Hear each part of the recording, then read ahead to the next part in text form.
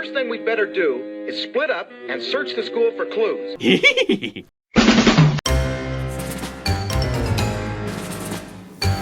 Broadcasting to you live from the Mystery Machine, somewhere in Southern California, it's the Hollywood Horror Nerds, your number one source for news, speculation, and discussion, exclusively for Universal Studios Hollywood's FanFest and Horror Nights.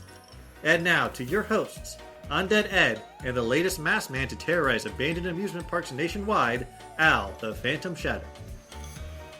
Oh, welcome back, everyone.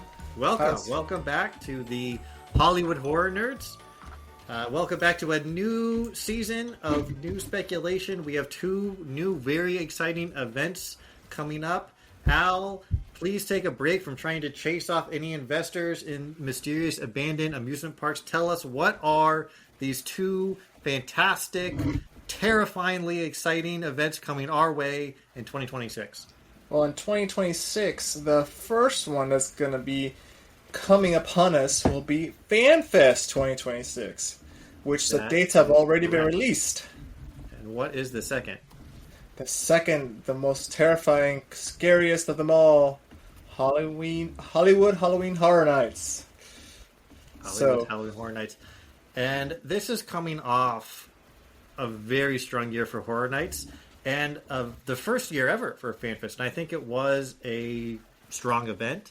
Yes. So I think Universal last year, I think they hit, I'll call it a home run. I'll say they hit 2 home runs. I think launching a new event like FanFest Nights, you're never sure how that's going to go.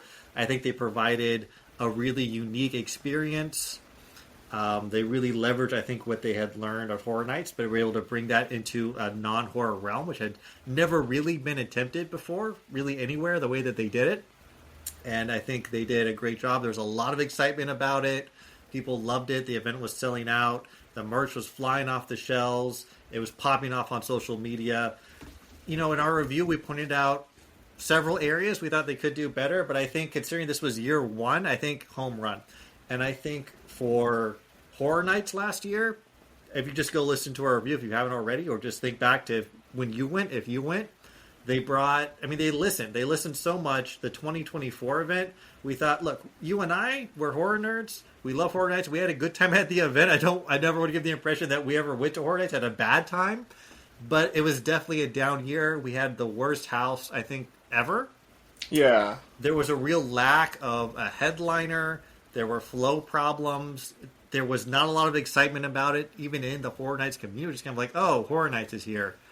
They listened to that feedback. They brought heavy hitter IP after heavy hitter IP. They brought rock solid originals. They gave us some of the best mazes we've ever seen. They brought new things to the event. It was an absolute home run. Yeah, they definitely dropped the ball last year in 2024. It was hilarious because during our going in this year in 2025, our guide even brought it up that last year was people were very critical. Yeah.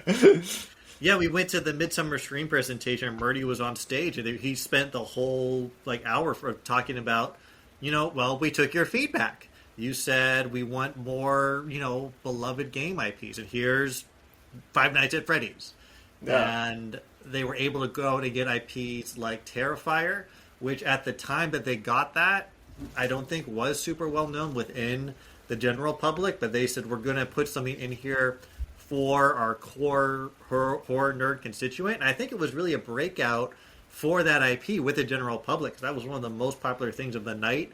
And the new concept of the roaming scare actor they had with Art roaming the park, and you never know where he's going to show up. It definitely had some implementation problems, but it went so viral. I hate to say things go viral because it makes me sound like a boomer, but that's what it did. It went crazy on social media. People loved seeing him.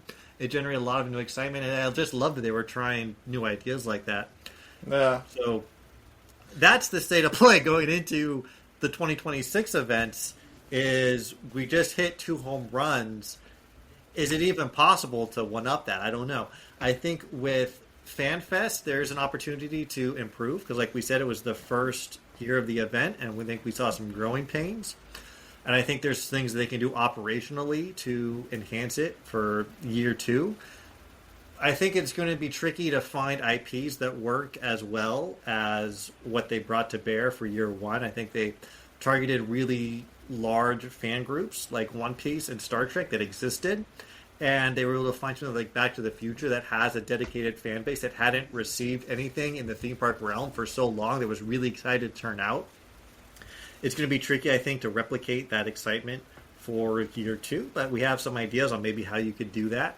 And I think for Horror Nights, I mean, look, I think this year's Horror Nights will still be good.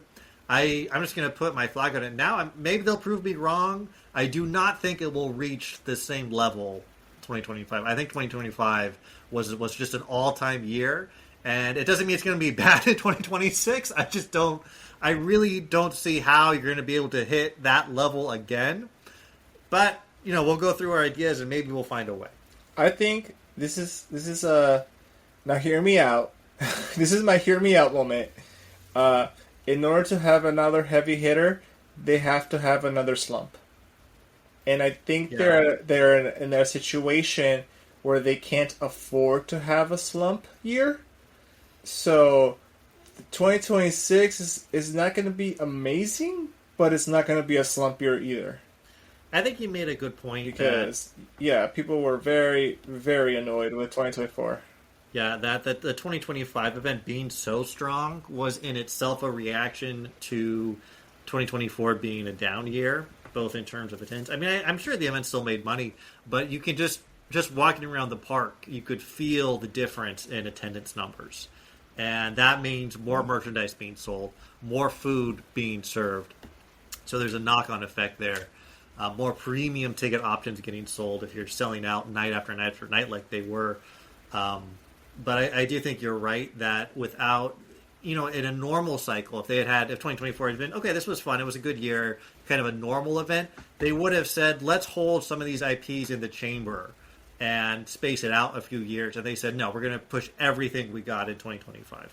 Yeah, it was definitely the year that they had to, just because 2024 was just such a slump year that they're like, we can't hold these. Yeah, we can't afford. We can't take any risks. Yeah, we can't do it 2 years in a row.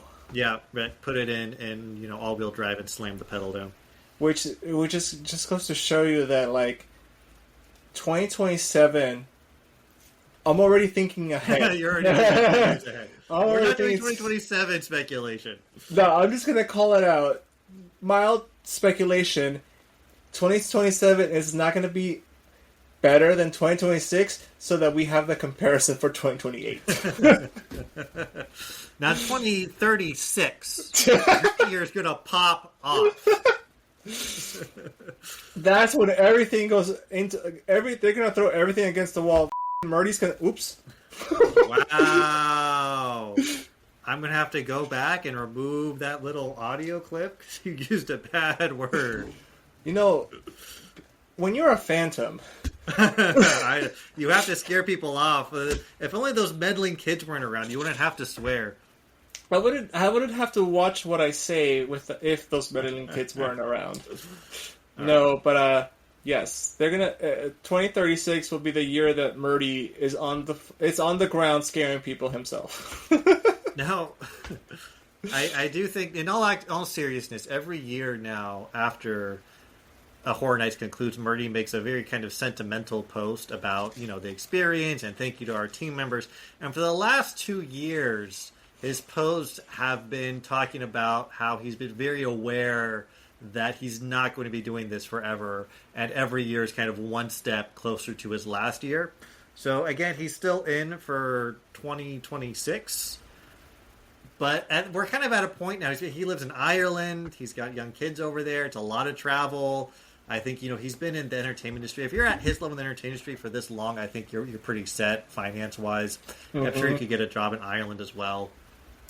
You can see from here the end of Murdy doing the Hollywood event. And I think when Murdy retires, instead of having the Hollywood team and the Orlando team, they are just going to go to one overall, Universal Horror Nights team. You saw that in the collaboration for the Five Nights at Freddy's Maze, which was virtually identical at both coasts. I think that will become the standard. So I do think it's good for us Hollywood who like that Hollywood's a little quirky. a little different, I think it's important for us to just appreciate that while we have it. Yeah, no, it definitely it gives you a sense that, like a phoenix, he will burn, but from the ashes Yeah. will rise anew. I mean, that might have been part of why he said, I'm going to go so hard for 2025, is because he was thinking, maybe he doesn't, I don't know exactly when my last year is, but I know it's soon, and it could be any year right now, so I might just decide out of the blue in June, hey, this is going to be my last year. So I'm going to take this year and make it, my Phoenix song of just go big and burn bright. So I'll never, ever regret. That's possible, too. I mean, honestly, if he was going to end Horror Nights, this would have been the year to end. That would have been your finale year. If you want to go on a high note. You want to definitely go on a high note. He could come out tomorrow and say, actually, guys, I lied. This was actually my last year. I think he has unfinished business because he is like myself, and unlike you, he's a big Universal Monsters fan. And I do not think... not rude. No, yeah, what you heard was going to finish with. I think before he leaves, there will be one final John Murdy Universal Monsters house as a proper send-off, because Eternal Bloodlines cannot be the final appearance at Horror Nights. That's just unacceptable to me. Oh. But that's the state of play. That's the state of play. Little 2025 review. You can listen to our reviews, relive the experience. It's a good time. I do it sometimes when I'm very bored. Now let's talk about the future. Let's talk about 2026. Back to the future now. So we're going to take these in order. We're going to talk about FanFest first, because that is the more immediate one. That's starting. I do have the dates. I pulled it up. It's starting on April 23rd. It's running Thursday, Friday, Saturday through May 16th. So how many weekends is that? That is, it looks like 3 weekends. Oh, it's 3 weekends. Yeah. Tickets are on sale now. Ooh. You can buy tickets, but only the general admission tickets. You cannot. Ew. Yeah, you can't get the express pass or the after 2 p.m. joint tickets. Nothing like that is available at the moment. I guess it's not confirmed if that's going to be offered. I guess it's possible that's not going to be. I'm kind of waiting until maybe January or so to purchase, because I figure that option will become available. And as respected horror nerds, Al and I always like to buy the premium options. Yes, especially because, as our guides always said, the scariest thing about Horror Nights is general admission line. So for we've kind of put our brains, well, not together. We've both separately sat down. We thought about our best guesses on what's going to come. Mm-hmm. In that thought process, we assume there will not be an expansion. I do think it is actually quite possible that there will be another walkthrough attraction. Last year, there were 2. There was Star Trek and Dungeons & Dragons, and then a more involved Back to the Future experience on the back lot. So it was really 3 marquee attractions compared to Horror Nights, which has 8 houses usually, plus a Terror Tram. Or at least 7 plus a Terror Tram. So from 3 versus 8 to 9, you can see there's definitely some room to grow. Even if the FanFest mazes or houses or experiences, I guess is probably the best word, they are more involved. The people working are not scare actors doing just the same motion, which is not easy work at all. I don't want to diminish it. I just think that... I don't know for sure, but I feel like if they're doing dialogue and interacting with the guests verbally, they're probably on a different pay scale. It's a different kind of acting. Yeah. And the sets and the effects in the houses were definitely more elaborate than what we've seen at Horror Nights. We saw that giant, I don't remember his name, Xanathar, I believe, the giant beholder puppet in... That was an amazing puppet. Was I mean... Look, Horror Nights has had some great puppets. They had good puppets last year, but that one was, a different level of puppet. When you say last year, are you talking 2025? Yeah, I was thinking of the giant zombie bear in Fallout. It's like a great one. Oh no, I was thinking. Oh, no, that wasn't a puppet. Never mind. Sorry. The Quiet Place 2 years ago had some pretty good puppets in it. The Five Nights at Freddy Maze has good puppets, but again, the FanFest centerpiece puppet was just kind of another level of puppeteering. It was creme de la creme of puppets. Yeah, and just the sets was so much more involved and there was so much more of it. Where usually in Horror Nights you'll have several small rooms, and these were very large rooms that had a lot of details, both in Star Trek and Dungeons and Dragons. And obviously you had to employ a lot of actors for the backlot Back to the Future kind of immersive show. But I do still think there is room to grow from 3 experiences. But for our purposes, we assumed that there will only be the same number, but they will all be a different. Well, not necessarily different. I assume they'd be different. Yeah.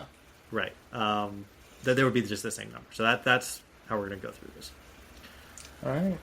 Okay. So let's start with what's already confirmed. I think that's the easiest place to start, and that is with Scooby-Doo meets Universal Monsters. So this was announced, when was this? This was announced in the summer. It was announced a while ago. Yeah. It was like late August? Yeah, we talked about it on the show before. Yeah. Yeah. So this is, it's not confirmed where this is. So Yeah. I speculated that this is going to be on the Universal backlot, replacing the Back to the Future experience. I also speculated that it will be in the Little Europe sets, which is, where a lot of the classic Universal Monster movies were filmed. You drive through it on the studio tour. It was also used as the town in The Good Place more recently. It felt like for 5 years you would take the studio tour and you would walk through you would drive through and it would look like The Good Place. But I always know it from Frankenstein and from Dracula and all those old series. If you watch some of the I just watched the Werewolf versus Frankenstein for Halloween, and they spent a lot of time there. So as you kind of get into the deeper cuts, you see more and more of Little Europe. But it would be very cool as a Universal Monster fan to be able to be in the Little Europe sets. It is possible it will also be in the backlot, the Courthouse Square area again.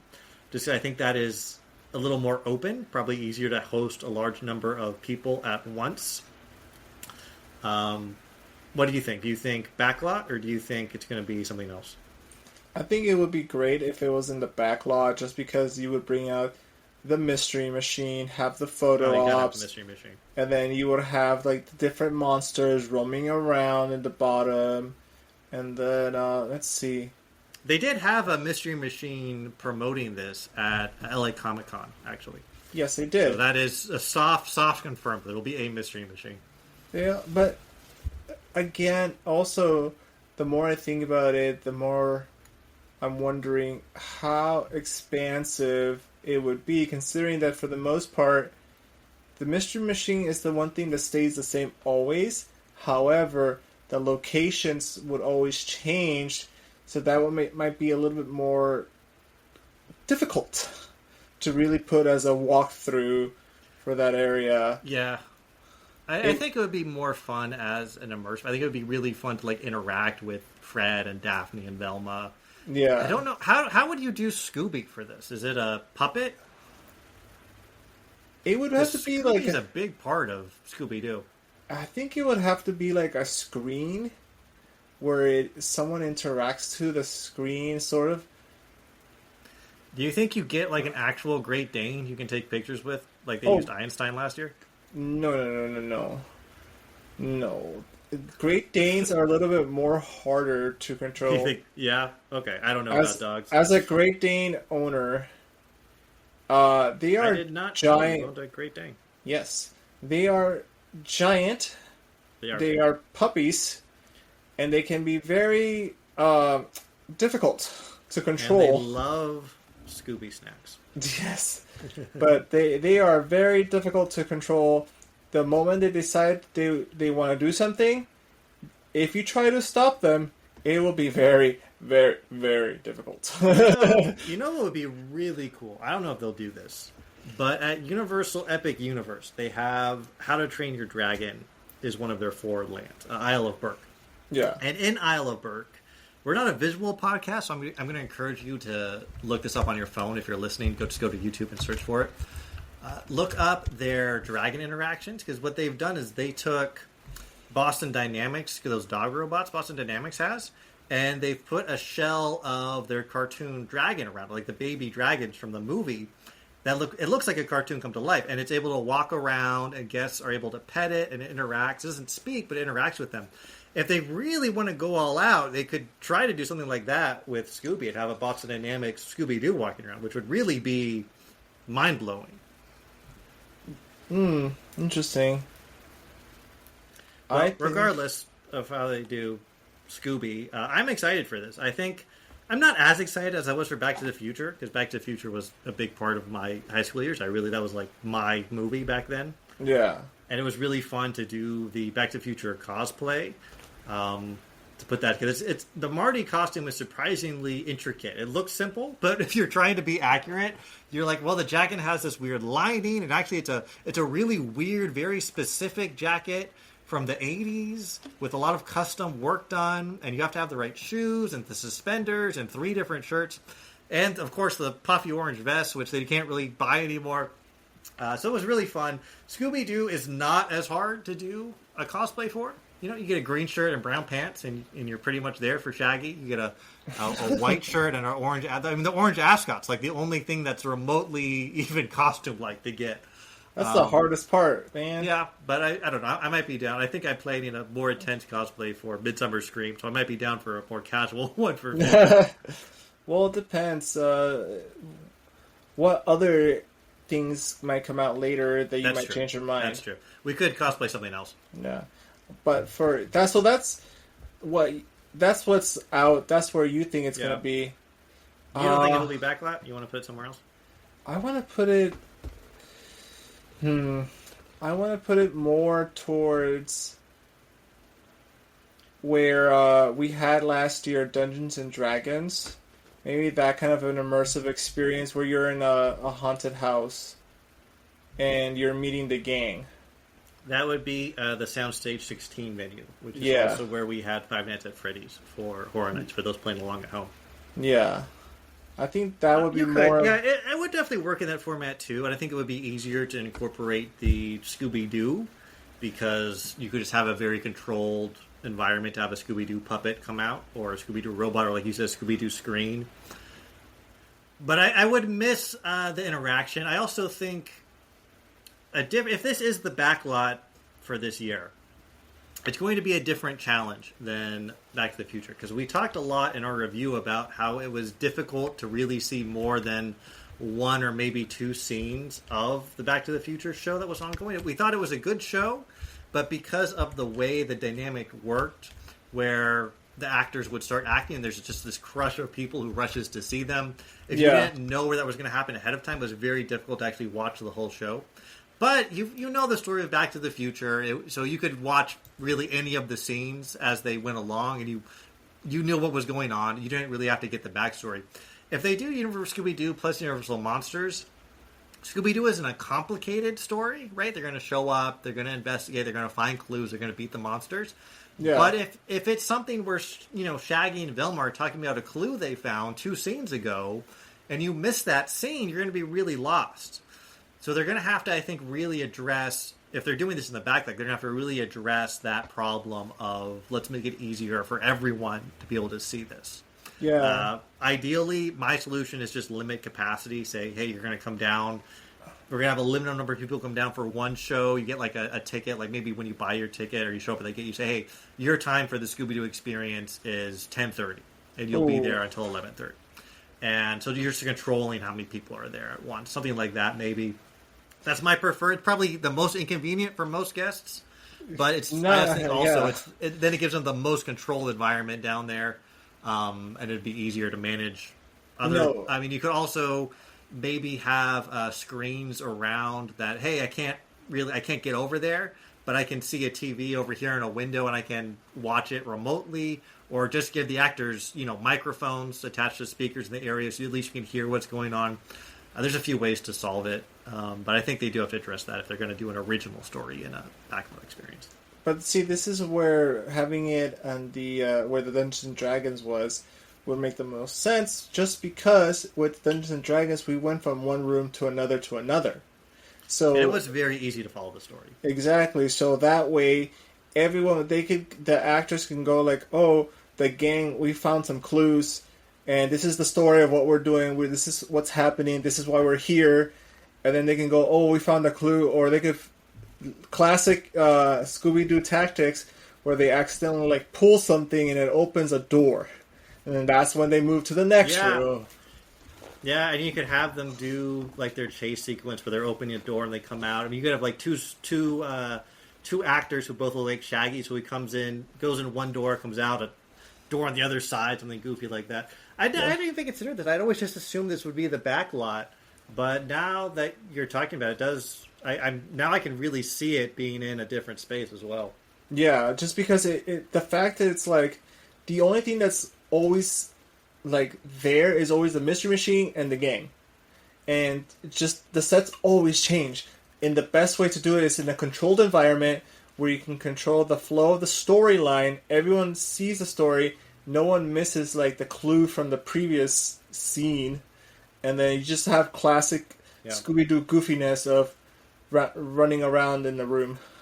And we haven't even touched on the Universal Monsters aspect of this. Well, the Universal Monsters would be the actual monsters that you're chasing. Well, as a Universal Monsters super fan, I am also excited by the concept of I'm on the back lot and I can see the Frankenstein walking around. I can go and interact with Frankenstein. I feel like that's almost an easier interaction for me than the Back to the Future ones. What's he going to say?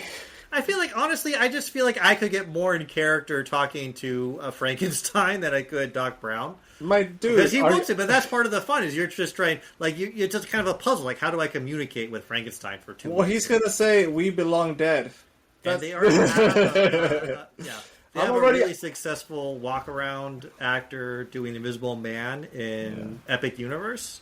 He's kind of an insult. The comic is kind of the concept where you go talk to him and he's very rude, and that's the fun of it. Yes.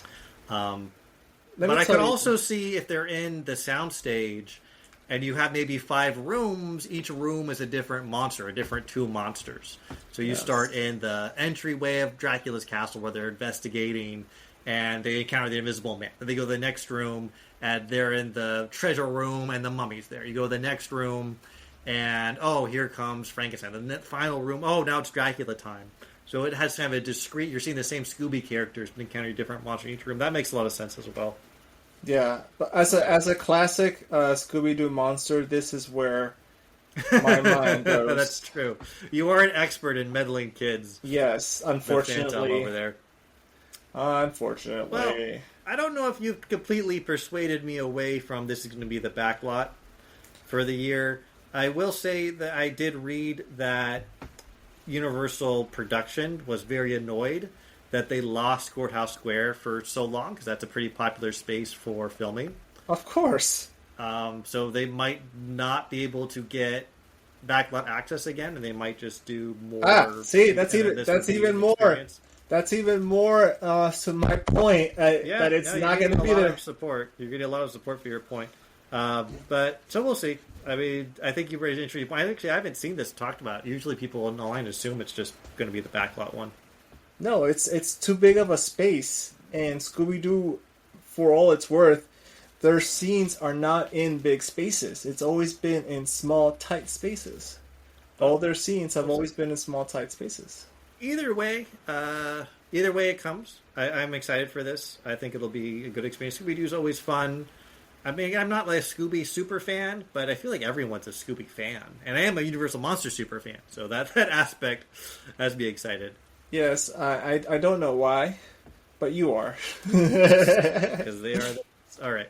They are something, so, yes. Let's jump to what I thought was going to be in Soundstage 16, which again is the Dungeons & Dragons Five Nights at Freddy's venue.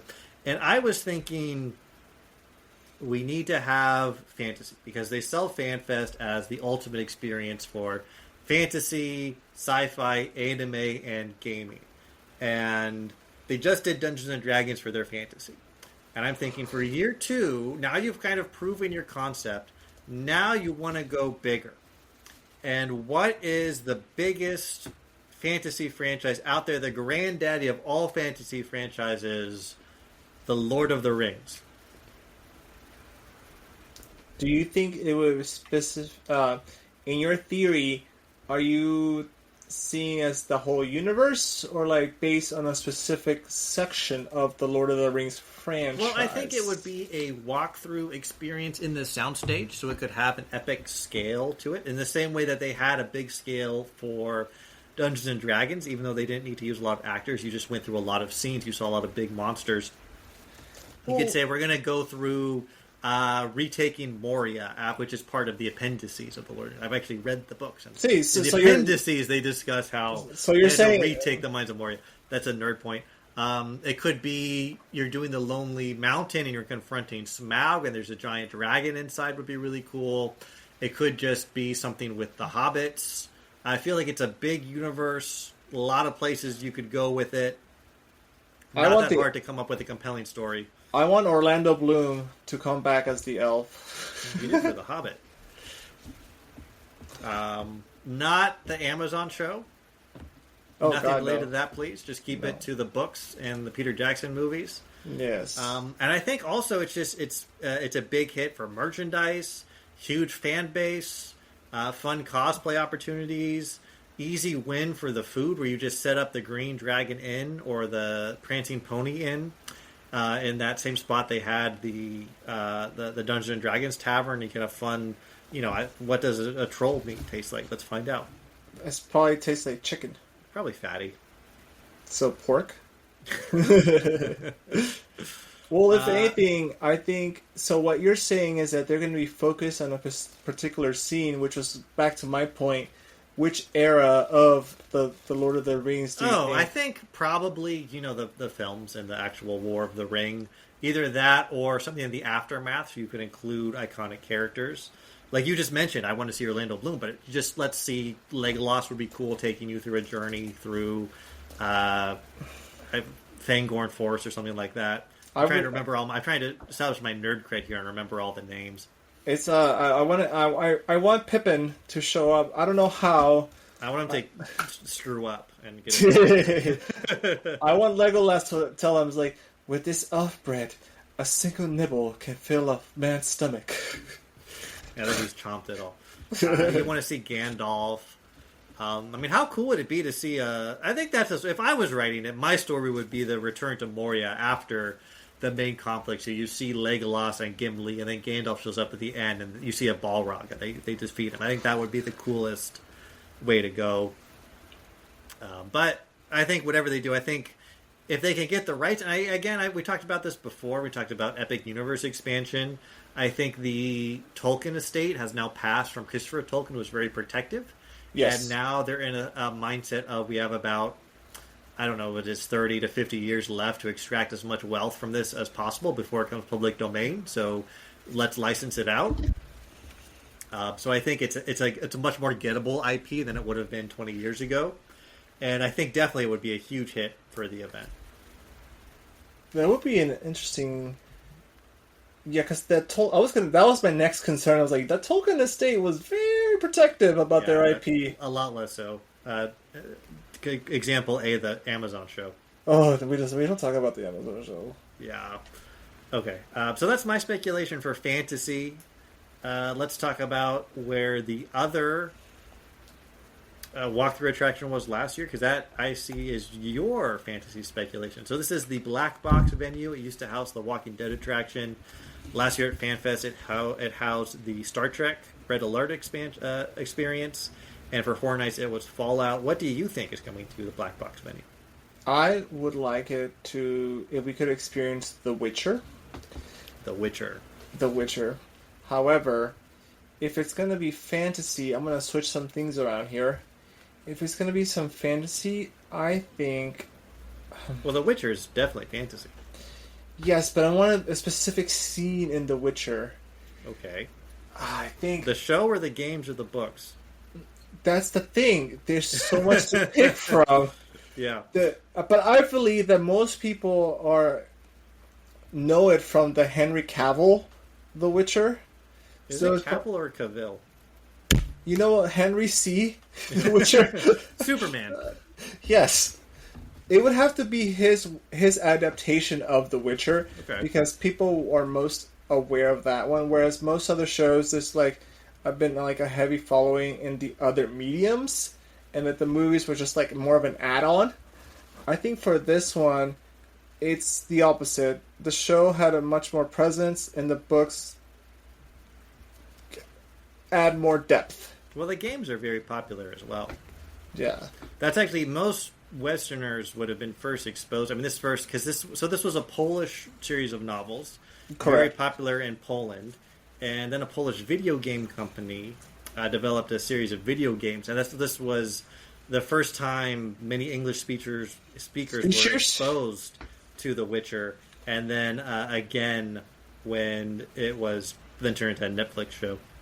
It's very dark fantasy, but it is definitely fantasy. It's an interesting universe, and it kind of has that kind of Eastern European everything sucks perspective. Yeah, it's the gray. The gray really it's a little bit of like the edgelord stuff, but pretty. I mean, it's well done. It's not obnoxious. Where he has two swords, right? He goes around and he has one sword that's silver because silver hurts monsters, and one sword made of iron, and that's for people. Man, yeah. And people will ask him, "Oh, which sword is for monsters?" He's like, "They're both for monsters." Yeah, it's the kind of thing. He's a little bit of a nut. He's nutty. He's everything's grim and dark and everyone's awful. But it's very Eastern European. It's got a lot. Yeah, it's very Eastern European. But I think that actually makes it very interesting because it's a very different take on fantasy than we're used to in the United States. I mean, not for nothing, but like based on people who love Poland, the Russians, it is said that they can spot an American because we tend to smile when there's no reason to smile. I've also read that now we're into total non sequitur, but I've read that the CIA has to train undercover Americans not to lean on things, because we're apparently the only people who are standing around will lean on something. Oh yes, the all-American lean. Yeah, that's right. Yeah. But anyways, The Witcher, because it's darker, it could honestly be a Horror Nights maze, because it has so many creative, creepy, kind of gory monster designs within that franchise. But it would definitely work as well in FanFest. The story is very simple. You maybe are trainee witchers or something, and you're going along with the character's name is Geralt, or is it Geralt? Geralt. You're going around with Geralt, and his he has one woman who's kind of his trainee, and two women he's always sleeping with one of them, but you're never quite sure which one. And then there's the singer. What's his name? Yeah, he has the bard who's his friend. The bard, yeah. So there's enough characters you would go through, and he's a monster hunter. So, we're hunting, a griffin or something, and we're gonna track it, and we fight other monsters the way we meet my friends. And then the big climactic scene is the battle scene. So I could definitely see it working. I think you would see a lot of creative designs. I think it would be fun to see a lot of those characters realized in the real world. So I think it would be a strong pick. I don't think it's as strong as Lord of the Rings. I think Lord of the Rings is, again, the top dog in the fantasy genre. But it might be more gettable, because I know Universal and Netflix have had strong collaborations in the past. I mean, Stranger Things, come on. Yeah. We'll talk about that when we get to the Horror Night speculation. Yeah. So I would be excited. I'm more into Lord of the Rings than The Witcher, but I think it would be a cool addition. I don't know if it's moving the needle for a lot of people, but I think it's a good ad. I would say, though, either Lord of the Rings or The Witcher would have very collaborative designs. They're very similar. Yep. So either one would work. I'll just throw... because all fantasy in the West at all descends from the Lord of the Rings. That was the genus. I'm just going to throw it out there. I'm not going to talk about it in depth, but I will say the third serious option for fantasy I think they would consider, other than bringing back Dungeons & Dragons, I think it's very possible it just comes back and they tell... Because Dungeons & Dragons is such an expansive world with so many different kinds of characters and different fantasy races and different monsters. Very easy to just tell a very different kind of story.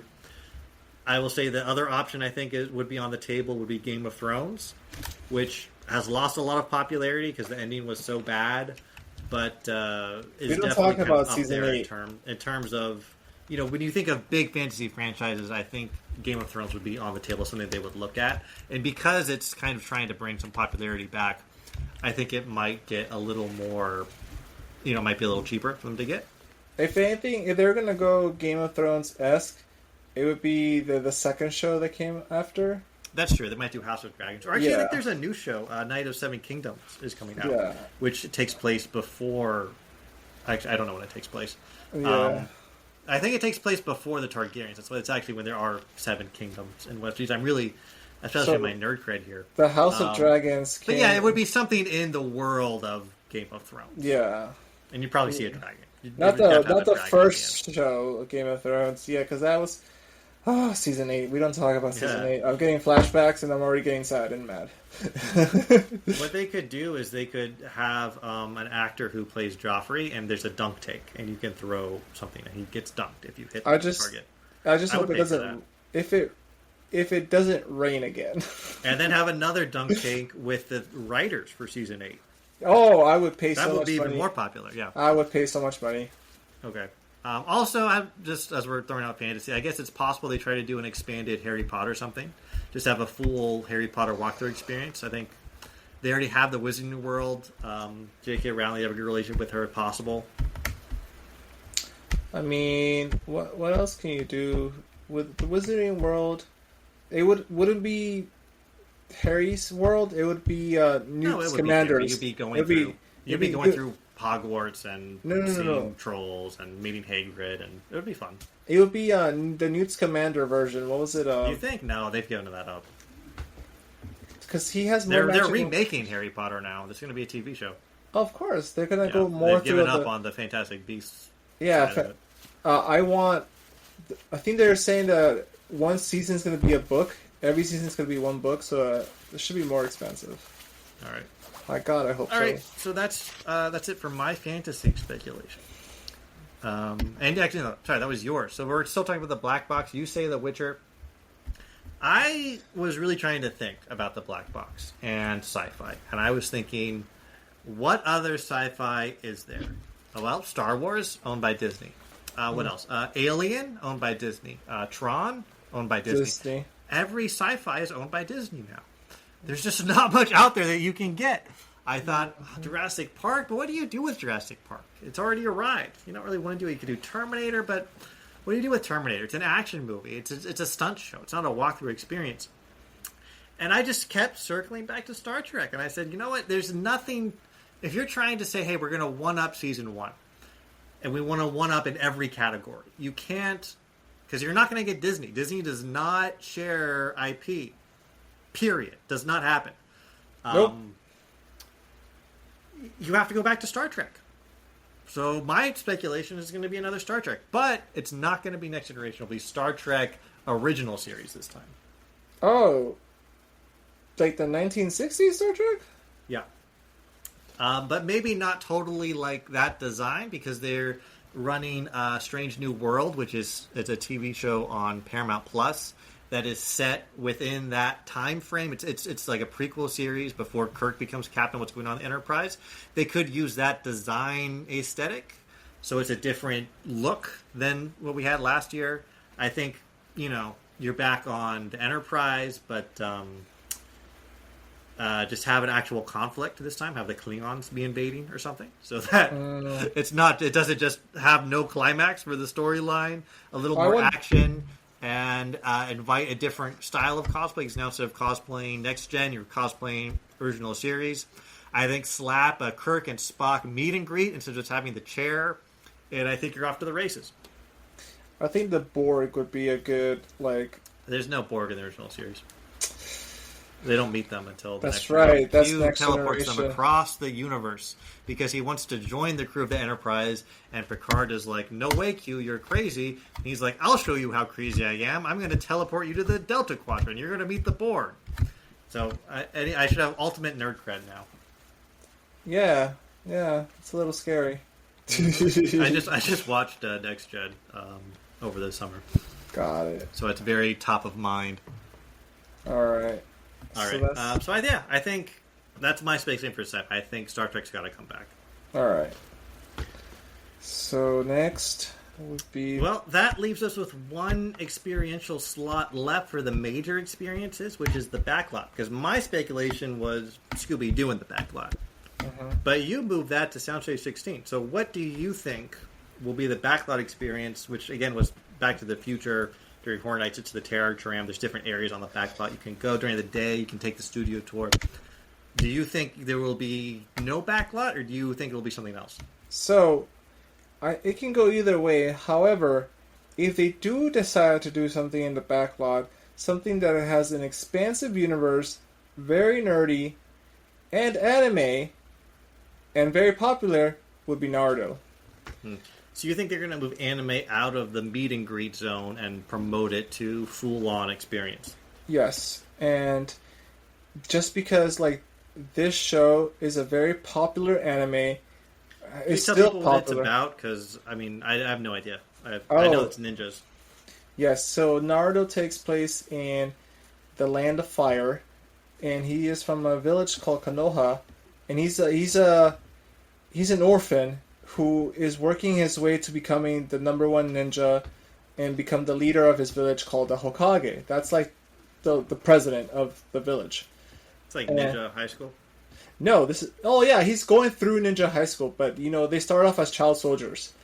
So I understand it gets very epic as it goes on. Yes, you have, but it's even if you don't do like an entire fight scenes and all this other things, just having the entire village like squared down into the backlot would just be amazing enough. Because this giant they have like their own version of Mount Rushmore that they could do in the backlot with it, which is like the faces of the previous leaders.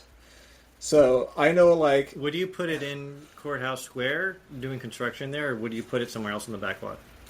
I think that's the thing. The Courthouse Square is a great location, however, the space again is too big.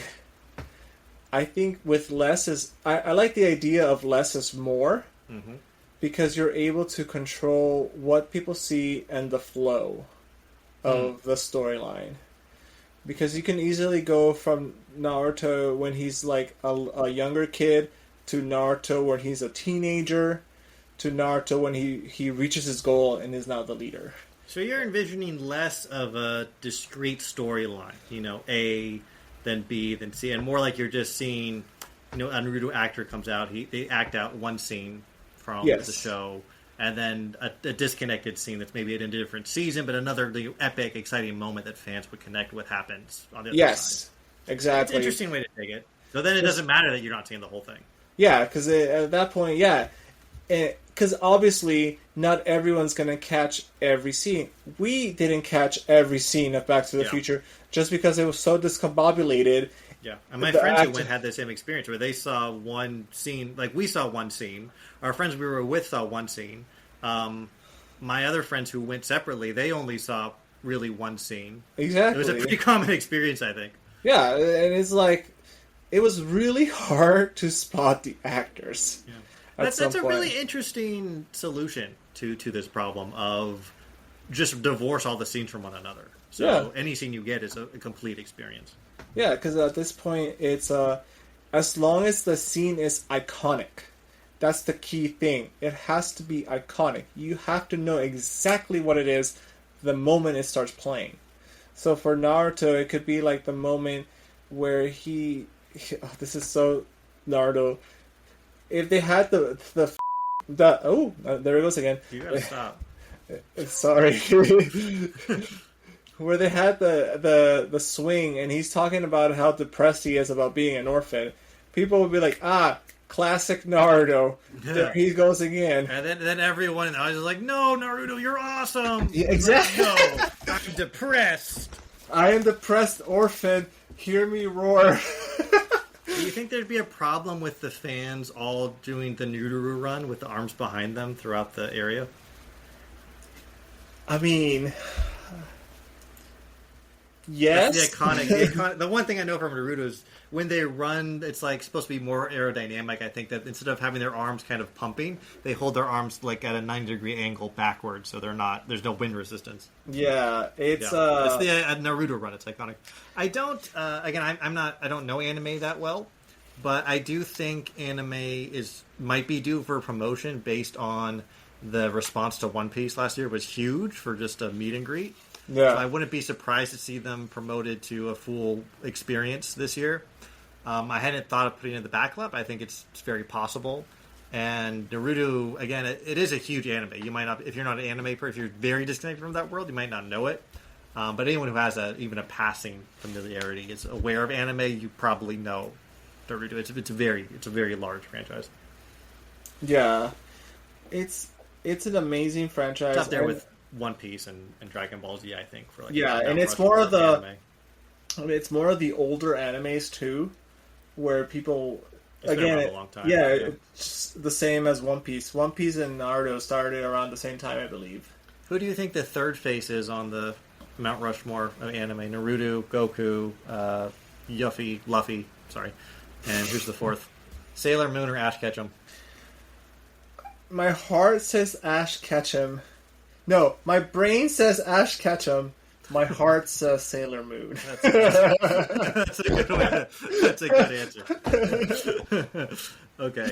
I think that's interesting. I mean, that's something I hadn't thought about at all, but I think that's an interesting concept, and it might happen. I'd be surprised if they make anime the backlog experience, but I wouldn't be floored. I'll put it that way. Remember, whenever we walked past the anime exhibits this past year, it was anime huge. One Piece was huge last year. And I kept reading reports that Universal didn't buy enough One Piece I read that materials. too. They were surprised by it. Yeah, so they kept getting sold out. I mean, I wouldn't be surprised if it's One Piece in the backlog. That I would not be surprised by. Honestly, it could come back.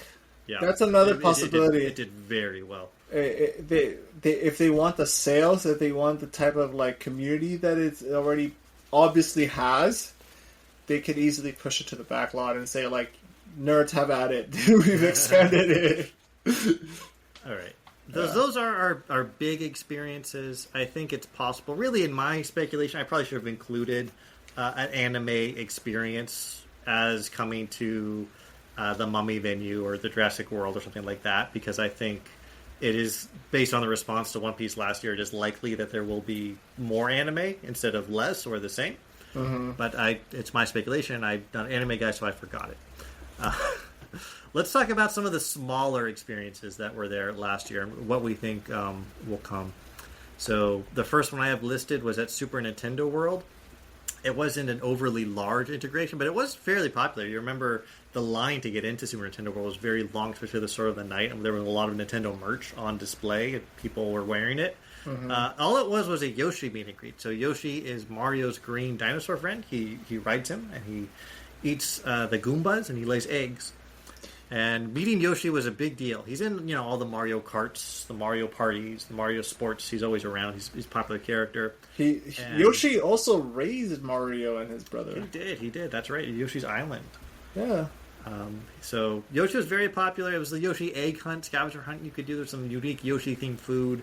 So I predict that there will be another character from the Mario world. I don't think they're going to go crazy and bring in the Legend of Zelda or Kirby.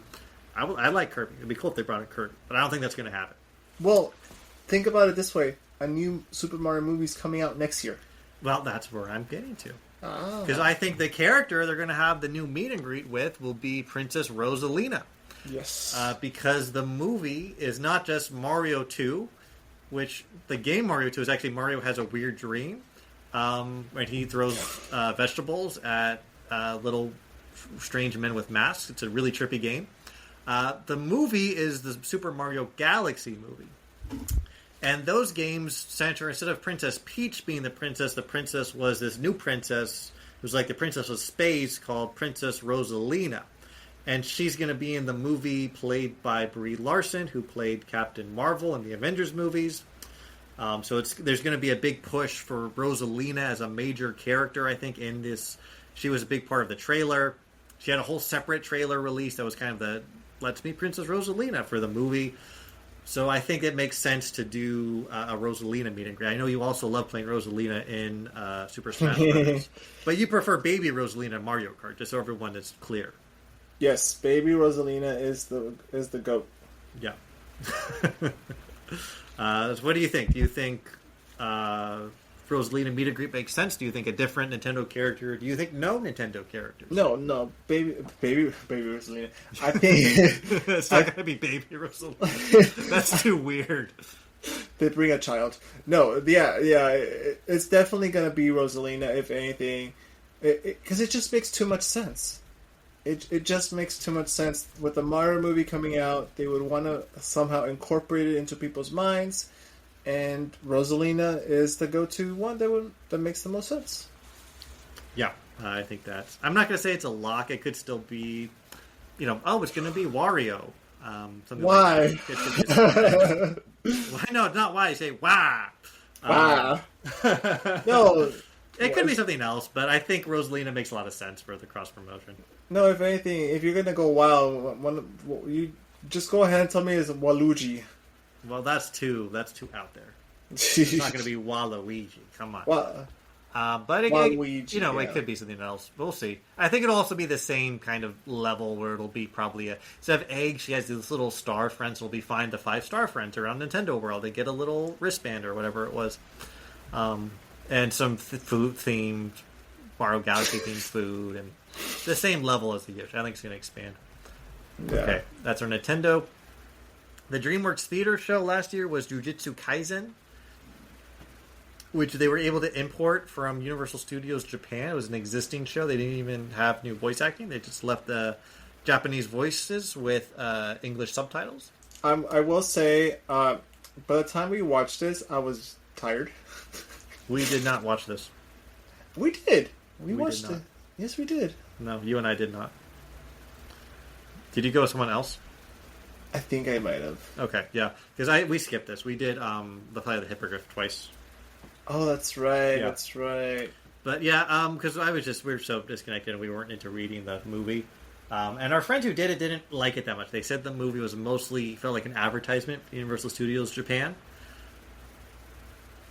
No, I swear we watched this. We did not. I would remember. No, we didn't go to the One Piece meet and greet. We didn't go to the show. We did not go to the show. Okay. Our 2 friends went to see it. We went to the Harry Potter world. We saw the Ollivander's Wand show, and we rode Flight to the Hippogriff twice back to back. Okay. All right. I remember it very clearly. But I remember reading... You had too much butterbeer. No, I swear. I will stake my name as a phantom that I read after watching a show in Japanese, and one of the characters was like a razor, not a razor blade. Chainsaw Man. That was at Horror Nights. Oh, that was Horror Nights. That was Horror Nights. I'm getting them mixed up. Yeah, that's why. Okay, which was also another import from Universal Studios Japan. So my speculation is there will be another Universal Studios Japan import. I do not know how many there are. They may have run out, but I don't think they're going to invest in creating an entire new show just for 3 weekends, because it's a whole production to create a whole new, anime, a whole new cartoon. It's not cheap. No. And it's going to be more expensive. I think they'll just say, if they have something else from Universal Studios Japan they can bring in, they'll bring it in. If they don't have anything else, they'll just run Jujutsu Kaisen again or run Chainsaw Man again. That's my speculation. If they bring another one from Universal Japan, it's going to be more expensive this year because of the tariffs. That's right. It's a foreign-produced film. It'll be subject to tariffs. Wow, this is spicy politics. Yeah. Do you agree, or do you think it's going to be something original? If anything, that would be great, but another anime that is also very popular and has been very popular would be Attack on Titan, which will work really good in the theater if it's a show. Yeah, it would be very hard to do that in a real life space, because the Titans in that show are like Godzilla-sized humans who don't have skin. Yes, it's a horror. It's kind of a horror anime. Yes, but it would be interesting. But so you make a good point. There's probably going to be something else from Universal Japan. I think if they have an Attack on Titan show running in Universal Studios Japan, they would say absolutely bring it on over. I was trying to find what anime shows have run at Universal Studios Japan. It's hard to Google that. I didn't trust ChatGPT to do it. Did you try Grok? I did not. I think they would just make something up. It's going to be the Elon Musk show, everyone's favorite show. If you don't like it, you're all right. Let's talk about the Wizarding World. Last year, this is a Harry Potter area. They had magical creatures. They were all some kind of dragon and the Nibbler, or Niffler. I think it's a Niffler. The Nibbler's from Futurama. My prediction, they'll have maybe one or two more. I think they'll bring out all the ones they had last year, maybe with one or two more. I don't anticipate a lot of new things happening here. I think it's a big enough draw on its own with, the ride, the Forbidden Journey ride, is either the best or the second best ride that's running because the studio tour is not functional during a FanFest night. The food there is a big draw. The butterbeer is a big draw. Please, if you have the churros themed to the houses, actually do what you did in the ads and have the flavored cinnamon sugar instead of just putting lame icing on it, please. And make the meat pie bigger. But I don't think it's going to be a whole new... I don't think you're going to see like Harry and Ron walking around. That seems to be something J.K. Rowling isn't interested in having walk around Harry Potter characters. But the creatures seem to be a loophole they've been able to use. No, J.K. Rowling, there's no way in Hogwarts. There's no way in Hogwarts she's going to let that happen. Tom Felton would show up first before... Just have Tom Felton walking around. But he can't... He's like, I'm not Draco, I'm just Tom Felton. But here I am. For legal reasons, I'm not Draco Malfoy. Yeah. Yeah, which he just did he's on Broadway. He's on Broadway. The West End. He's in London. Yeah, so Tom Felton, he portrayed Draco in the movies of Harry Potter with Daniel Radcliffe, and he just started portraying again the character in Harry Potter and the Cursed Child, which is a stage show of Harry Potter. Yes, so he is more got like likely... a 5-minute standing ovation. It was cute. I watched it. Man, I cried a little bit.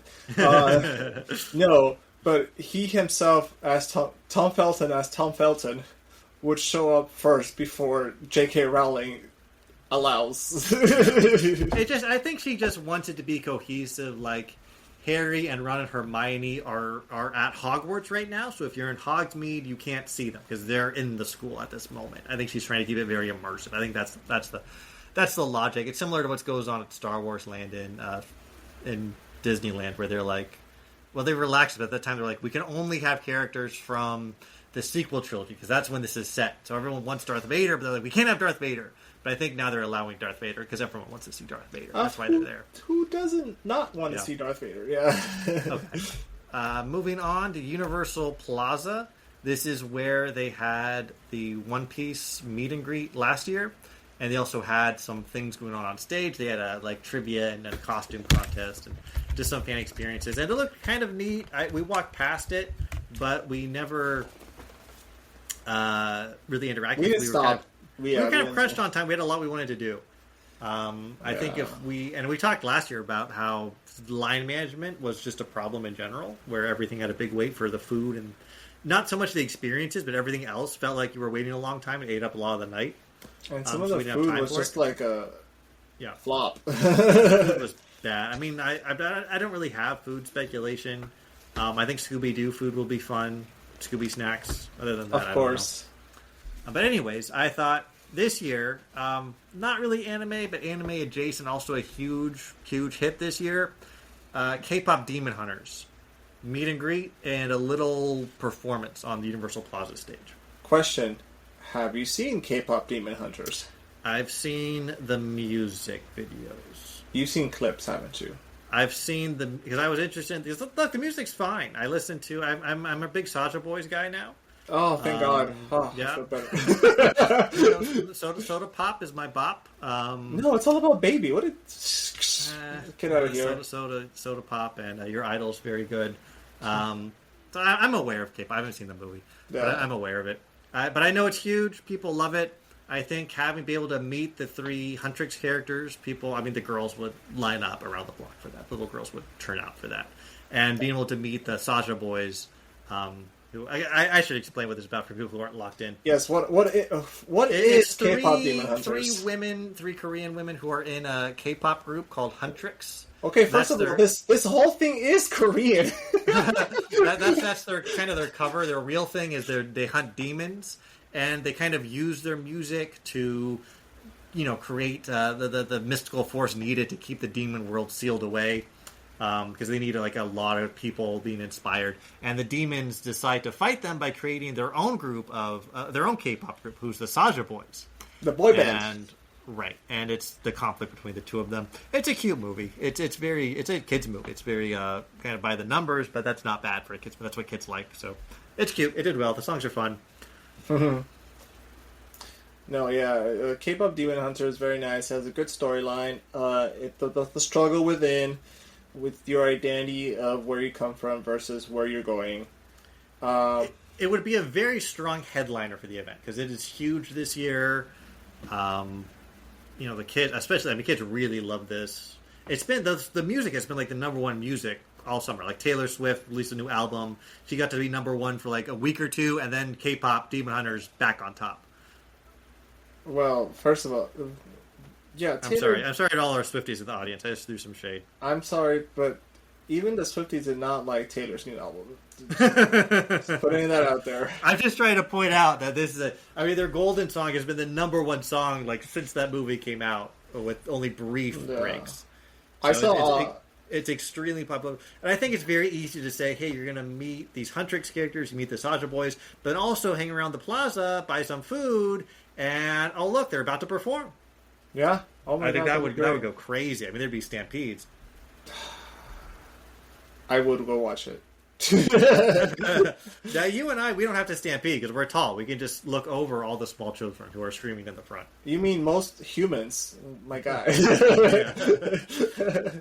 So, do you agree? You think K-pop Demon Hunters coming into the event, or do you have something else you think will take over the Universal Plaza? I had an idea, but now that the more you talk about it, the more I'm like, yeah, my idea makes no sense now. Yeah, I know what your idea is, but I'm not going to say it. I'm going to let our fan base speculate. Yeah. Maybe we'll reveal it in a future episode. On the Patreon. We also talk. I assume this would continue being an area for anime. We speculated last year maybe Dragon Ball Z would be big. We probably talked about Naruto last year. Bleach. There's a lot of popular animes they could sub in. One Piece again would probably just pop off for the second year in a row. Last year is still this year. FanFest was this calendar year. I'm my mind's in this. Yeah, every time you say last year, I'm like, 2024 did not have any of this. The last thing they had that I wanted to talk about, just very briefly, it was kind of an afterthought almost. They had a Wicked meet and greet at FanFest. It was by the stores, right? When you walked in, and you could meet Glinda and I believe Alphaba is the Wicked witch. Yep. It was cute. They looked good. I saw them in the way, and they looked like the characters. Again, Wicked's not really our bag, so we just kind of breezed over that one. But I know there's Wicked fanatics out there, and there's a lot of them actually in the Horror Nights community. And it seems. And then the movie Wicked 2, Wicked for Good, is posed to really pop off. It's going to do huge numbers based on the pre-sales. So it seems like a no-brainer to have the Wicked for Good meet and greet. So if they have updated I don't know what they do about it. I think they have the same costumes for Wicked Part 2 based on the trailers. Yeah. So I think you'll be able to meet the witches again. Maybe Dorothy this time. I don't know about that. It'd be cool if Jeff Goldblum was there. Jeff Goldblum would be amazing. Wicked 2 is releasing in about 6 days. I think Thanksgiving. Is it only a week away? I don't know. It's in November. It's on the 21st. It's this month, my guy. Yeah, it's coming right out. I'm off my radar. What I really want is a Wiz meet and greet. I want to meet Michael Jackson as the Scarecrow. What? Michael Jackson? Wiz. You don't know about the Wiz? No. Oh, the Wiz was great. It's a movie they made in the 80s, and it's The Wizard of Oz, but it's an all-black cast. Michael Jackson. I believe he's a Scarecrow, but he's in it. Michael... Oh, look it up, my God. It is real. 1978. I'm sorry, not the 80s. 1978. Well, it's 80s adjacent. Yeah, it feels just like before. 80s. you could probably just demarcate when the before. 80s begin based on the Wiz. Yeah. Huh, but All where right, does it take place? That was just my little joke. We don't need to descend into Wiz fandom right now. Okay. So that's it. That's our whole speculation. I think if I was to redo this, I would probably include One Piece or Naruto as a separate. I would include One Piece actually as a separate experience. So they would have that would be the fourth experience. We'd have Scooby Doo, Lord of the Rings, Star Trek, and One Piece would be the 4 plus K-pop Demon Hunters in the square. I think that really is a strong lineup. I think that really goes crazy for them for year 2. Yes, I can't wait for the Saja boys to start singing. Yeah, you're one of the guys in My Idol who starts floating up towards the stage. That would be you. And that does it for FanFest. Yeah. That's our entire FanFest speculation. We have speculated. Yes. Do you feel speculative?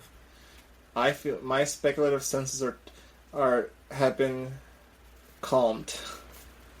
I feel. What are the odds you think we're right? I mean, I don't know. I feel like we're probably going to be wrong about everything except Rosalina and Scooby-Doo. And maybe... Okay, Wicked, I feel like that's locked in. Scooby-Doo, they've already confirmed. Rosalina, I feel very likely. Yeah. Other than that, I think we're really just shooting in the dark. Hey, man, if we're going to go with, like, popular animes and popular things of pop culture this year...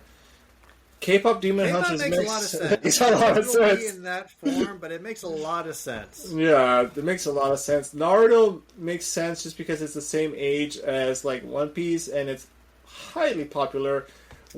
As to where it's going to be, that's where Yeah, feels like it would be a meet and greet. Yeah. Lord of the Rings and Star Trek makes sense because I like them and I want them to come. So of course. More because you want them to come. And The Witcher makes sense because you want to meet Henry C. Yes. He has to be there. Yes, in person, every night. Yes. He's not Superman anymore. What else is he doing? Not his replacement. I stopped watching when the replacement came on. But Henry C. needs to be here.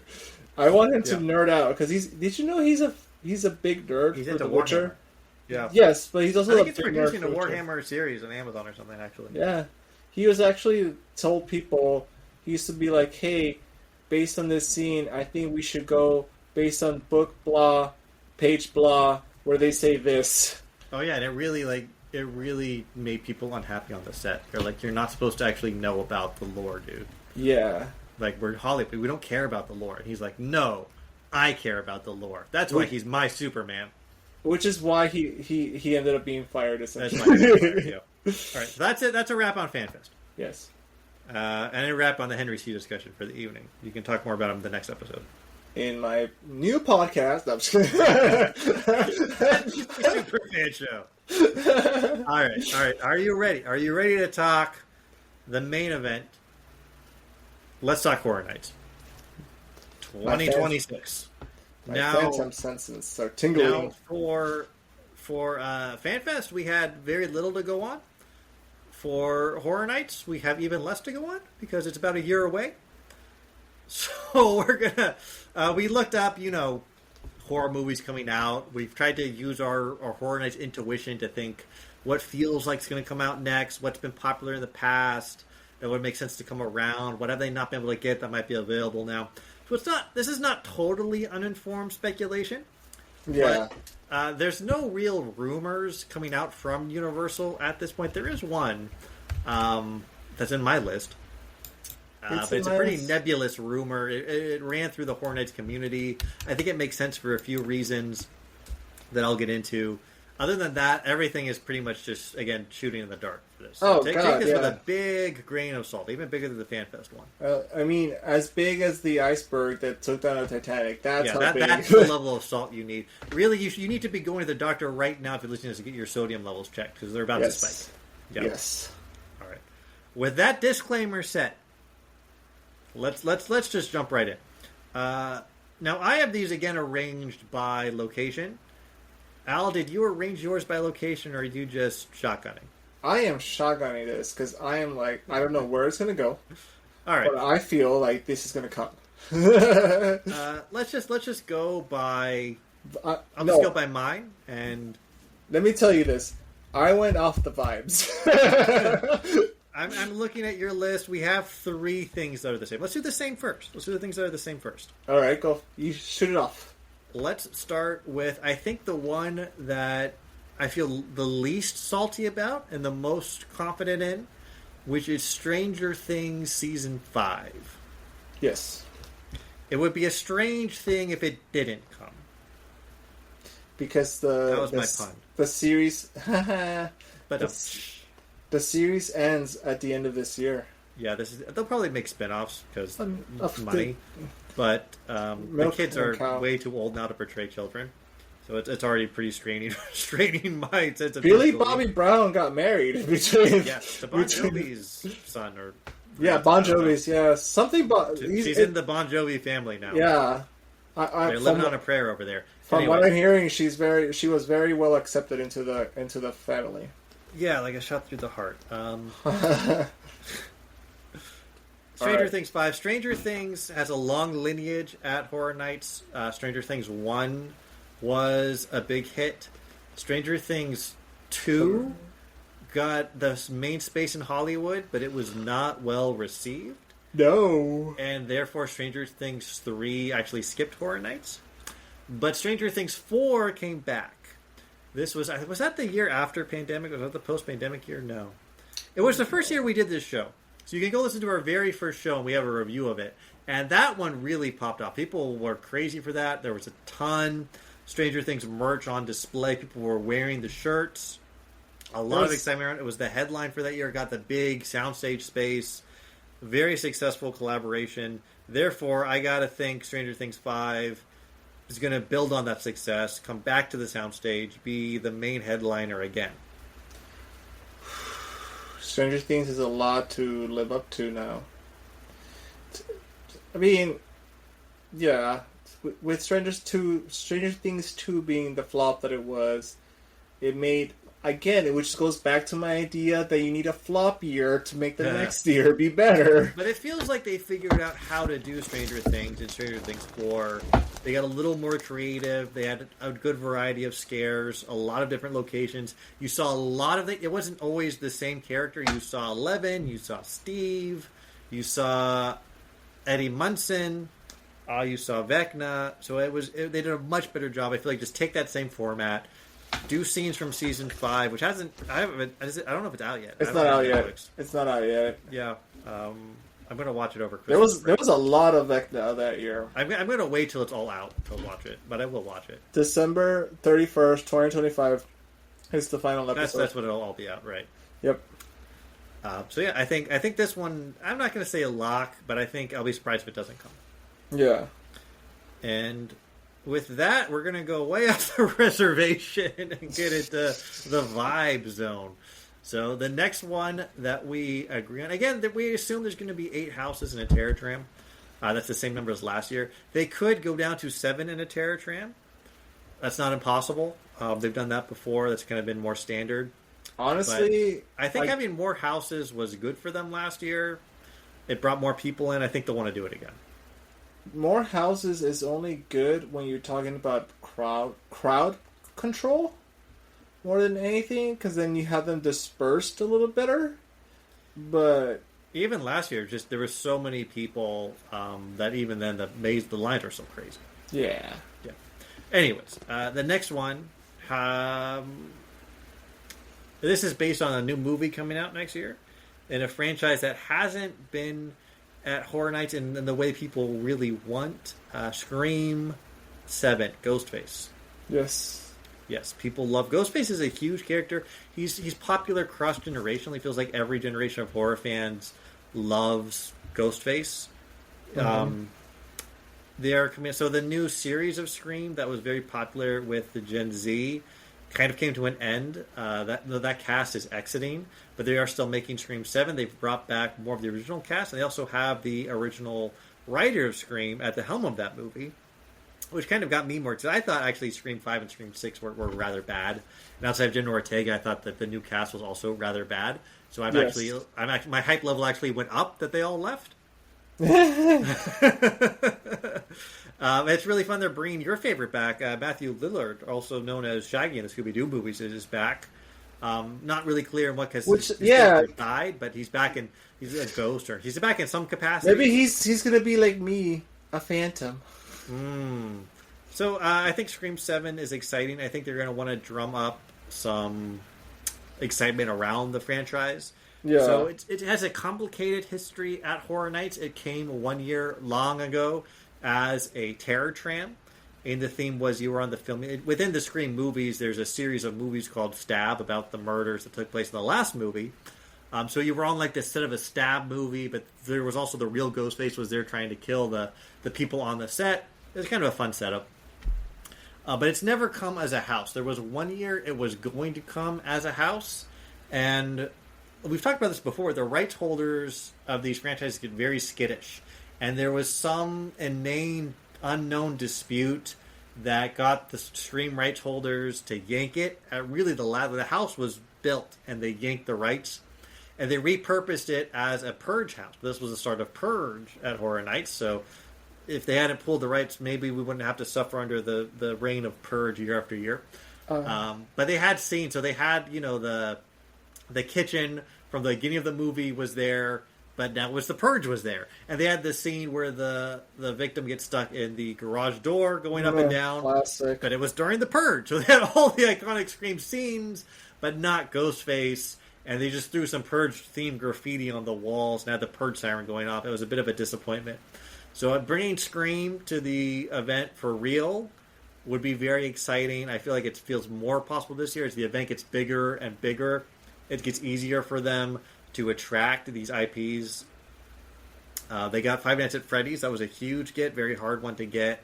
They've got in a lot. They got Jason. That was huge. Jason's return was at Horror Nights. That was a huge get for them. So it feels not impossible to get Scream, especially since they lost the old cast. They're going to really drum up excitement around the franchise again. Horror Nights would be a great way to do it. I am so happy that the old cast is back. They're bringing the old gang back together. I hope they... a little spoilers, if you haven't seen Scream 5 and you want to, skip ahead for like 2 minutes. But I hope they bring back the David Arquette character, the cop who died in Part 5. I didn't like that he died. I mean, they're bringing back Matthew Lillard, so... Dead's not dead, apparently. Yeah. I mean, just have some ridiculous reason why he survived and was in hiding for a while. Maybe he was there's some Ghostface conspiracy and he had to disappear to track down the conspiracy. I don't care. I like the character. It was worse with him dead. Just bring him back. Yeah. Oh, I don't know. That's my unnecessary Scream opinions.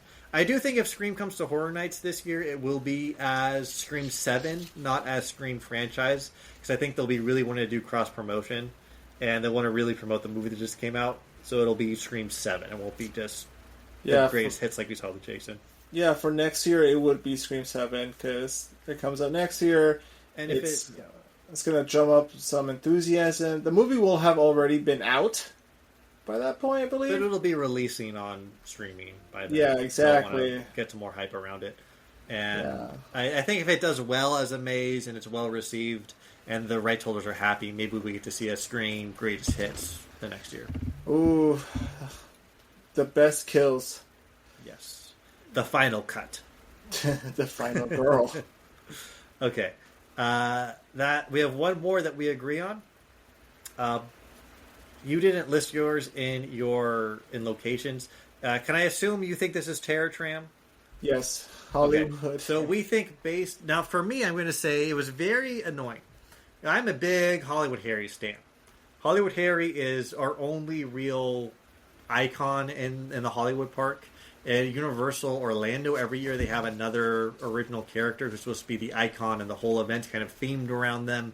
They've walked away from that the last few years. It's a lot more subtle, but they still have a bunch of old characters that were Horror Nights characters.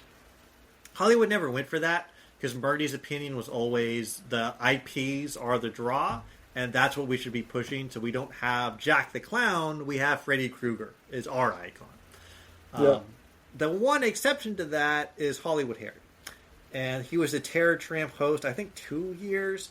And he has a history, a fake history of a clown who he had a big show at Universal Hill, and it got canceled, and he started harassing guests, trying to get some money for doing like the Walk of Fame picture, that kind of thing. And he kind of disappeared into the back lot.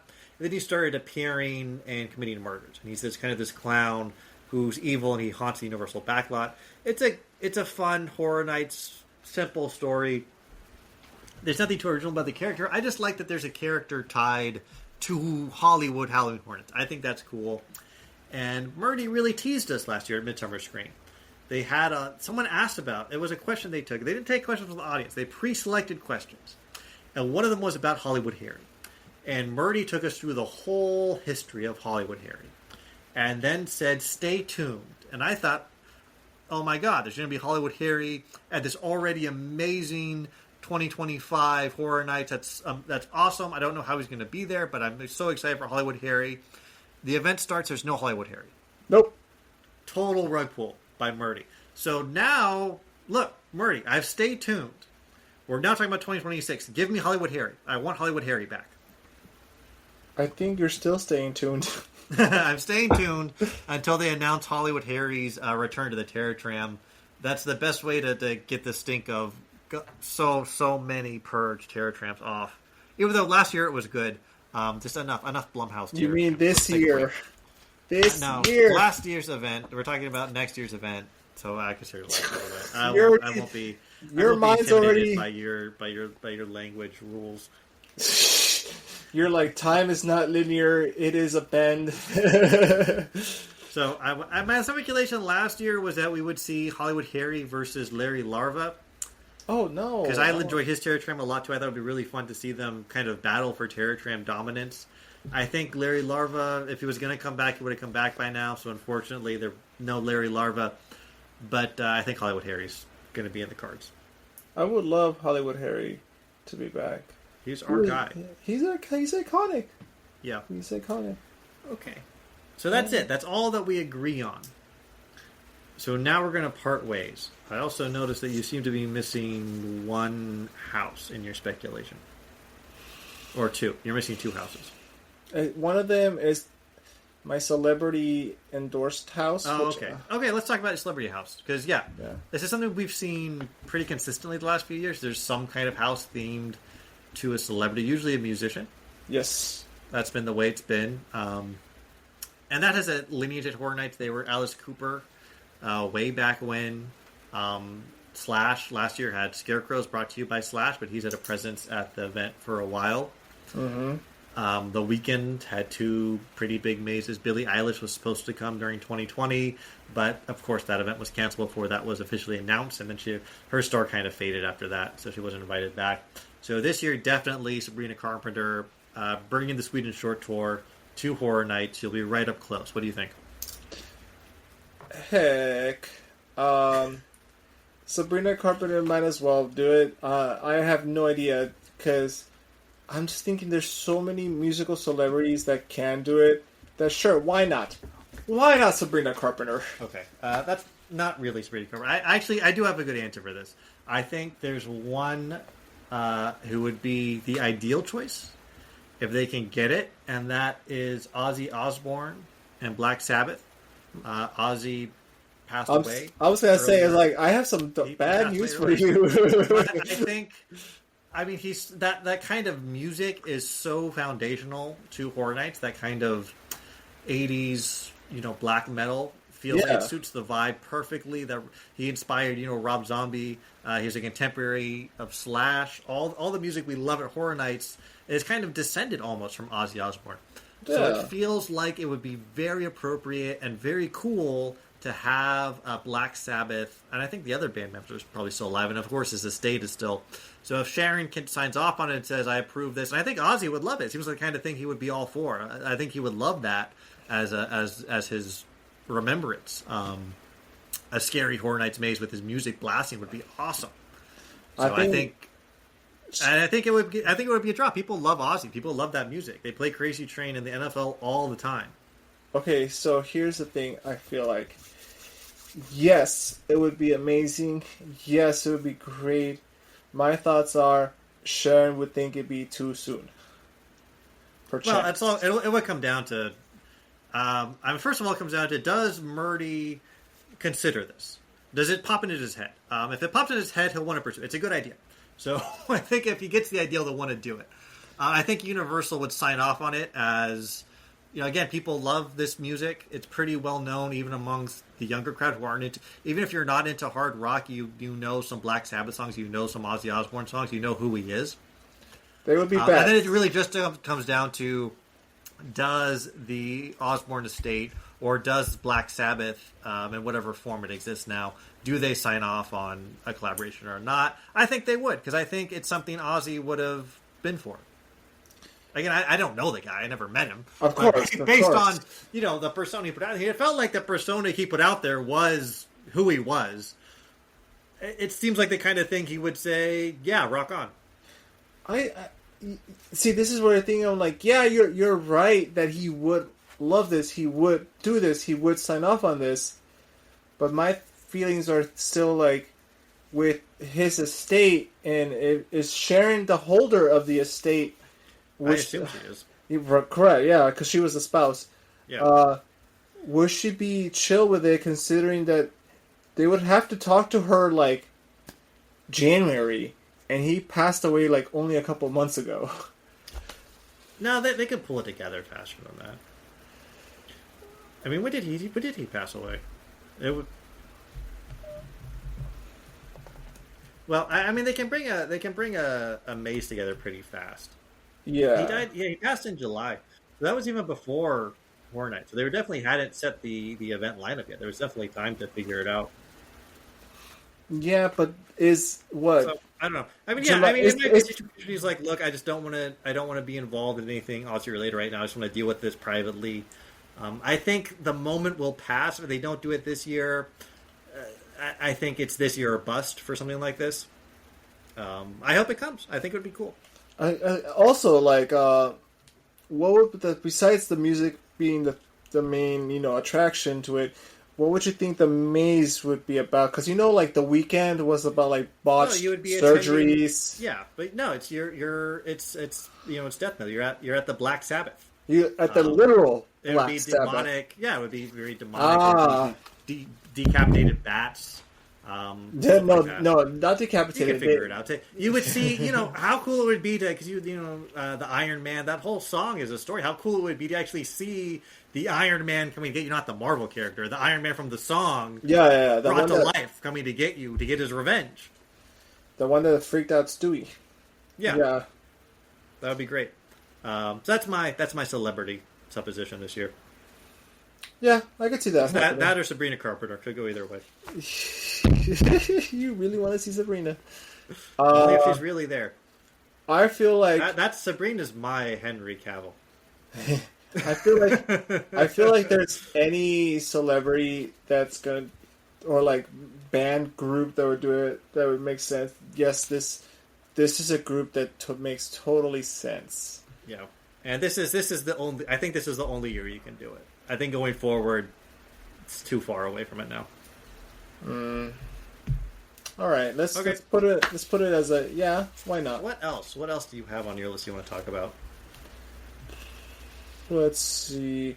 Oh, let's talk about what you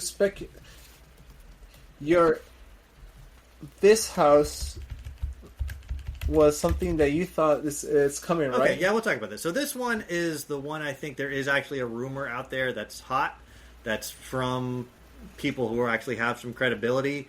It's Hellraiser. Yes. It's something I speculated before. I think 2 years ago I speculated Hellraiser might come because Murdy had a top secret meeting about an IP, and I think it turned out to be The Weeknd. It was such a letdown. But I had speculated maybe it's Clive Barker. Why do I think it's likely? First of all, we love Hellraiser on this podcast. I think we put it in the A tier on our rewatch. If not, then it's because Al had bad taste and made me put it lower. Okay, first of all, love of this movie is a strong word. I would say A very good movie. it's appreciation of the art. Great effects. Great character design. Would love to see it at Horror Nights. It's very easy to make this house, even if you're only basing it on the first movie. If you're based on the franchise, even easier. Doing an original based on these characters, very easy. Very good translation to a house. We could have some really great gore scenes. It kind of fits that niche that Terrifier was in last year. This can be the gore house for the gore hounds. Yeah. Iconic characters, even people who don't know horror too much. Some of them will know Pinhead. And Clive Barker, he got the rights back only, I think, 2 years ago from the studio due to a law in California causing rights to revert back to writers after so much time. It's the reversed public domain. They recently announced a Hellraiser video game is being developed, I think, to come out in 2026 or 2027. So he has demonstrated some willingness to leverage this IP and lend it out to other people and collaborate and develop new Hellraiser experiences. So why not develop one at Horror Nights? It's one of these ones that's been a bit of a white whale. People wanted it. It's never come to the event. But the right situation has changed. He's shown some willingness. Why not this year? I'd love to see it. I don't think it can be a headliner. It can't be the central thing, but I think it could definitely be in the billboard, I could see that. Yeah. I could see that totally being a thing. Hellraiser's just like, when you watch the film, you're just like, holy macaroni, this is whoa. This is whoa.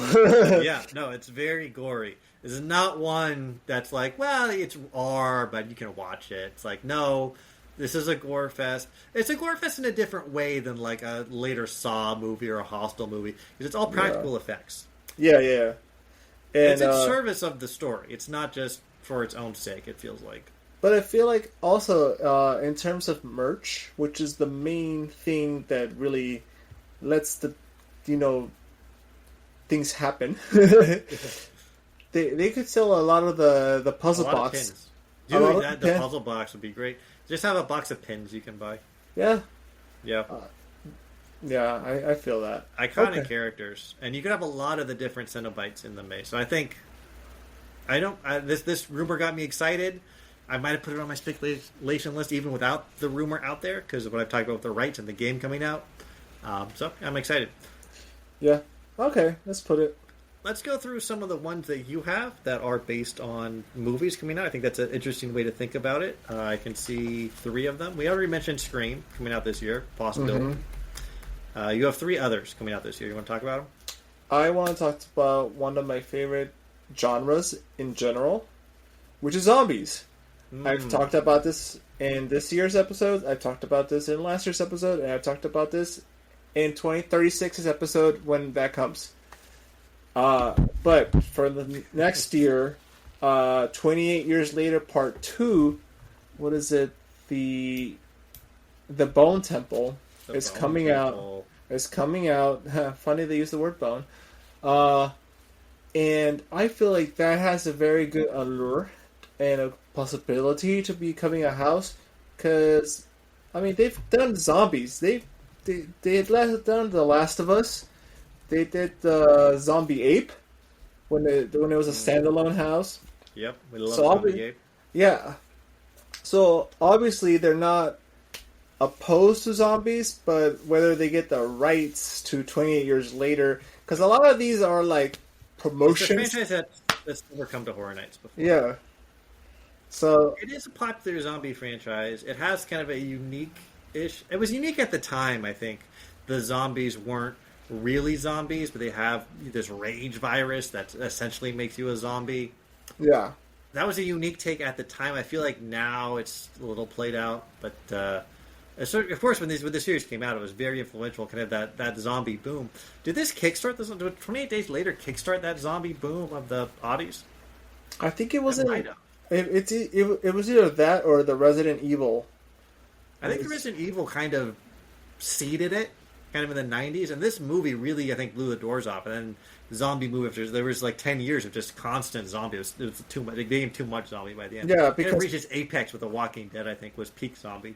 Yeah, because 28 Days Later came out, and then like they got spoofed by Dawn of the Dead. Shaun of the Dead. Shaun of the Dead was Dawn of the Dead. Then it was like Resident Evil. Then Shaun of the Dead, which was the spoof. Yeah. And well, just in that zombie mindset, I think it is. I don't think we had like a zombie maze last year.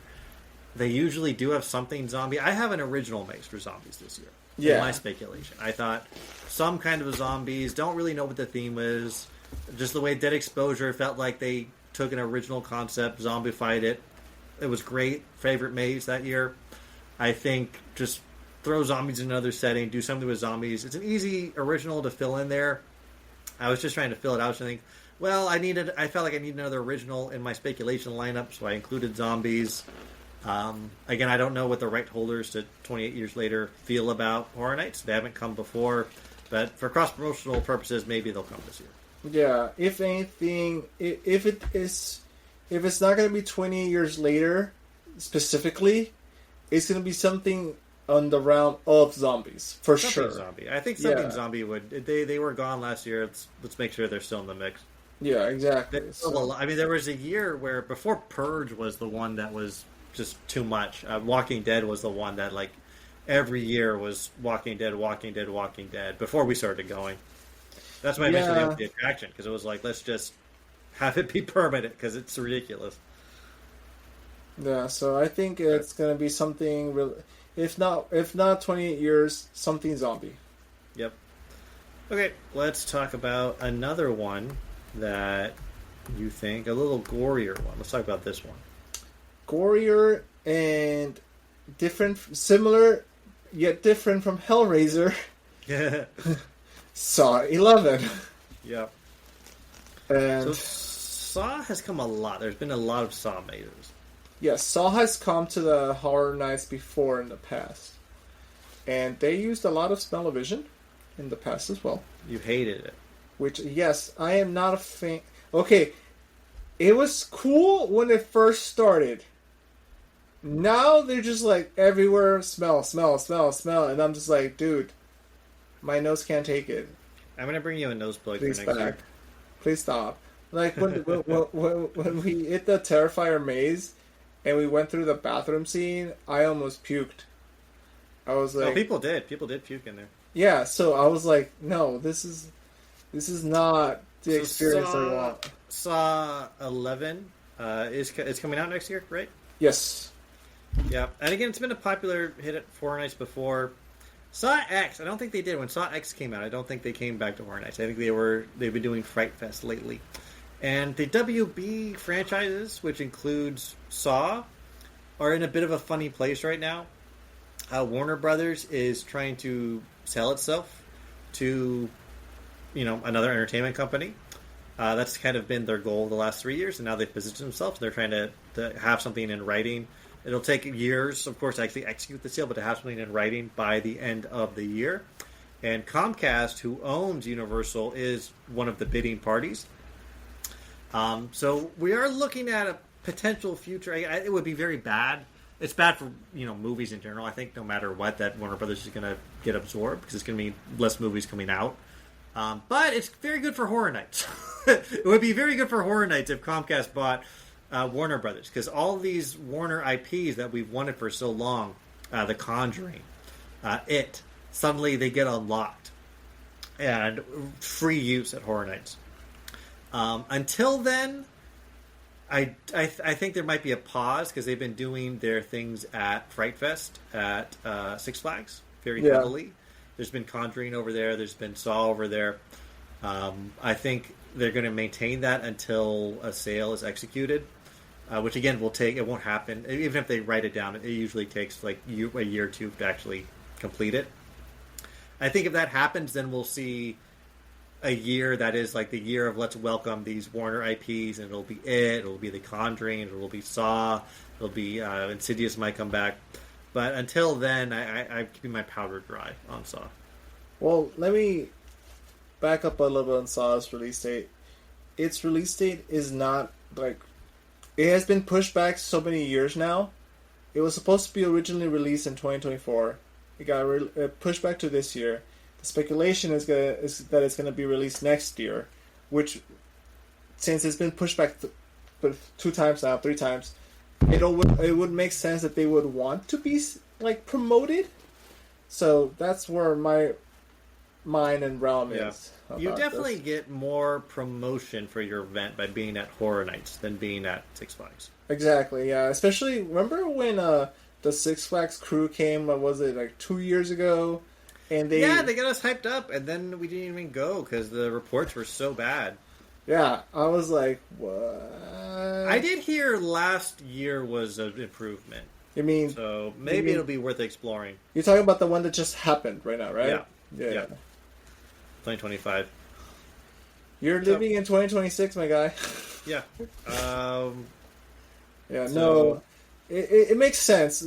If it does come out next year, they would definitely want to have that promotion by Horror Nights over Six Flags, and I think it makes too much sense. I think I wouldn't be surprised if it came. I didn't include it on my list for the reasons I described, but I wouldn't be surprised. I also think I wouldn't.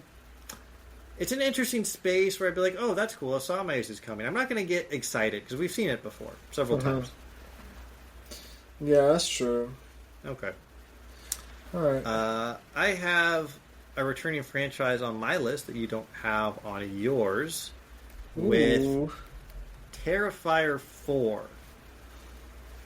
Because Art the Clown was a massive hit. Yes. 2025. He was a central part of the promotion. He got the horror nerds really hyped. I mean, at Midsummer Scream, that room was jumping when Art came on stage. They were excited to see him. And the walk-around character idea was a huge hit. In Hollywood, it worked better. But in Orlando, it had problems. He would just swarm constantly by influencers who just kind of created a circle around him. It was like, what's Art going to do? And let's have 1,000 cameras on him at all times. In Hollywood, we actually did just see him just like ducking around through the crowds, which was kind of cool. Yeah, it was awesome. And the line for Terrifier was up there with Five Nights at Freddy's for the largest line of the night every night, and it was like 3 hours. It was crazy. The standby for Express line was like 30 minutes. It was crazy. And based on the crazy success of Terrifier and Five Nights at Freddy's, I thought they're going to bring one of those back. At least one of them back. And I thought at first it would be Five Nights at Freddy's, because they put a lot of money into those animatronics, and there's Five Nights at Freddy's 2 is coming out. But then I thought, oh wait, but Stranger Things is coming out. They're going to want to give that the soundstage, so Terrifier's coming back. Yeah. So I think, I'm not sure if Terrifier 4 is coming out next year. I think it is. I believe when I wrote this, I believed it was. But it'll either be based on the Terrifier 4 movie. It's 2026 film. It's scheduled to release October 1st, 2026. So it'll be kind of a walkthrough trailer. Or just rerun the same Terrifier maze. Again, I think people would like it. I do think, we talked about this a little bit before we started recording. Yeah. We've kind of passed peak Art the Clown, and now he's kind of on the downslide. We also think Terrifier 4 will get way too into like the lore of Art the Clown that no one cares about, because they've already started kind of doing that. And it won't be as well received as Terrifier 3 was. But I think still they'll want to have the character there. So, Terrifier 4. Yes. He was very popular, such that crowds became intense in Florida. Yeah, it was a problem. Yeah, the guests started crowding. They were blocking a safety walkways problem for the actor. Yeah, and then people started like physically touching the scare actors. Yeah, and they got to the point where their handlers they stopped interacting with people in, like, you know how they would stop for like extended periods of time. They stopped doing that because people got way too intense. But the interactions that did make it out onto social media really blew up, and people loved that. It was a great promotion for the event. I think we'll see more walk-around characters this year, because I think it was a success, even if there were challenges in Orlando. My speculation was that it would be Ghostface in addition to Art, so you would see 2 walk-around characters now. I mean, Ghostface is having a resurgence this year in general. People If you look up Ghostface. social media, everything's about Ghostface this year. Ghostface, Ghostface, Ghostface. I've said Fun his name fact, 3 times. Now he's gonna come. I was Ghostface when in my Halloween for first grade. I was Ghostface. It was fun. You were almost Ghostface for our first Midsummer Scream. That is also true. Okay, let's talk about our last. I think this is our last May speculation. Why don't you've been going first? Why don't you go first? Let's see what's left. Talked about that. Ooh. Well, again, going by movies. Yeah, you really went heavy on the what's releasing next year. Which, I mean, it kind of makes sense. It's a strategy, so they never just do everything as a movie releasing in the year. But if we're thinking of this as we're trying to get like a batting average, you're going to guarantee probably one hit by just listing every horror movie coming Okay, out. no. There's strategy. The strategy was, for the most part, what themes have come before, or what movies have come before that are having sequels released next year. So for 28 years later, we've had zombies, we've had Saw before, and we've had different Screams in the past. So my other prediction was the next iteration of Evil Dead Burn will or might likely come out next year. Yeah. Now, Evil Dead also has an interesting history with Horror Nights. It has come to the event. They had Ash versus the Evil Dead. Yes. Which, I don't know. I didn't go to that one with you. No, I think we went didn't. That separately was this like year. 2017? And that house had a problem where they put pretty goofy-looking Bruce Campbell masks on the scare actors instead of letting them use their own face. But it was still a solid house. I watched the show a year or two after it, and I really regretted not watching it before because I loved that show, and it would have been cool to see it and then go through the maze. You guys were there. Evil Dead Rise was meant to be a house at Horror Nights in, again, I think our first year. I'm trying to remember. But anyways, it was meant to come, and they pulled out at the last minute. After the house was mostly constructed, much like Scream, they pulled back, and it was rethemed at the last minute into the Universal Horror Hotel maze, into an original maze. And we liked that one quite a bit. Uh-huh. And then it did come back the next year as Evil Dead Rise, and they just pretty much did the same maze they were originally going to do. It was actually very interesting to see the differences, which were subtle, but it was interesting. It was very interesting to see essentially the same maze, but two different perspectives on it. It was good. I think I liked Hollywood Horror Hotel a little more than Evil Dead Rise. By the end of it, we thought the finale of Evil Dead Rise was a little weak. And there were a few specific scares in the Hollywood Horror Hotel that we liked that were absent in Evil Dead Rise. But it has come to the event. So the rights holders over there are engaged and willing to cross-promote with Horror Nights. So it's not unreasonable. But of all the movies coming out next year, this was one that I actually considered for my list. But I just ended up going a different way. Yeah, I mean, for my strategy was what's being released, what has come in the past, henceforth would be very likely to make a comeback again. Yeah. Yeah. Would you be excited for Evil Dead Burn? I think I would be... See, Ash has elements that I love, which is creepiness, a bit of the occult. And so, yeah, I would be excited. You know, the thing about these new Evil Dead movies is, for me, the Evil Dead franchise is so central to that Ash Williams character, who I cosplayed for Midsummer Scream this year, that removing him from the franchise is kind of like trying to do a Halloween movie without Michael Myers, which they did actually do that in Halloween 3, which actually isn't bad. But I'm just not that interested in Evil Dead without a Bruce Campbell in it.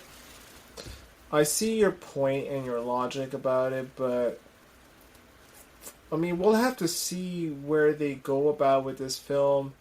I I mean, I'll do the maze. It's essentially a jumped up zombie maze when they do Evil Dead. Yeah. The Deadites are they're more demon, I guess, but they're very zombie-esque in how they come at you in the maze, right? Yeah. Yeah. I mean, they're not going to have the dead girlfriend doing ballet. Yep. I had one more IP coming to the event.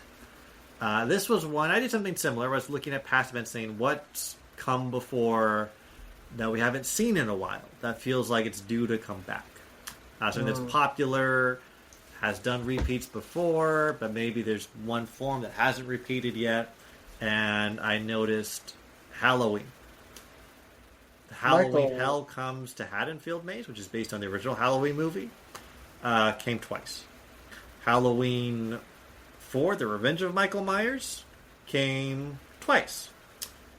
Halloween 2, which we went on the first year we ever went to Horror Nights together, way back, I think 2015, has only come once. So it feels, and also the last time we saw Michael Myers was for 2021. I believe it's been 4 years. And people at the time were like, oh my god, it's so much Michael Myers. I'm so sick of him. He's here every year. He was a mainstay. He is a mainstay of Halloween. He is Mr. Halloween. He's Michael Myers. The movie's called Halloween. Feels like it's time to have old Mikey Myers come back. So I think it's going to be a rerun of the Halloween 2 maze. I think so too. I think... okay, let me see. High key, I'm kind of done with Michael. The last movie was very bad. The last, like, 2-3 movies were terrible. Halloween, the 2018 movie was really good. I like that one a lot. Halloween Kills, I didn't like when I watched it. But then I saw someone talking about it, and they said this is essentially a Friday the 13th movie to happen to have Michael Myers instead of Jason Voorhees. And I watched it in that mindset. I was like, oh, they're right. And actually, the stuff in the hospital where they're running around like, evil dies tonight, that part is bad. That was terrible. If you view the Michael Myers parts as a Friday the 13th movie, they're actually pretty good. For a trashy slasher movie. Let's not get out of our heads here. And Halloween Ends is just unwatchably bad. Really, I watched it and I was like, I want my money. I want my money back. This is terrible. But Halloween 2 was a really fun maze. It's a really interesting setting. You know, Michael trashing up the hospital. The maze was really fun. I loved at the end of it how you went into the pumpkin from the beginning of the credits. And there were all like the Michaels inside. It was really creative. Kind of like a House of Mirrors at the end.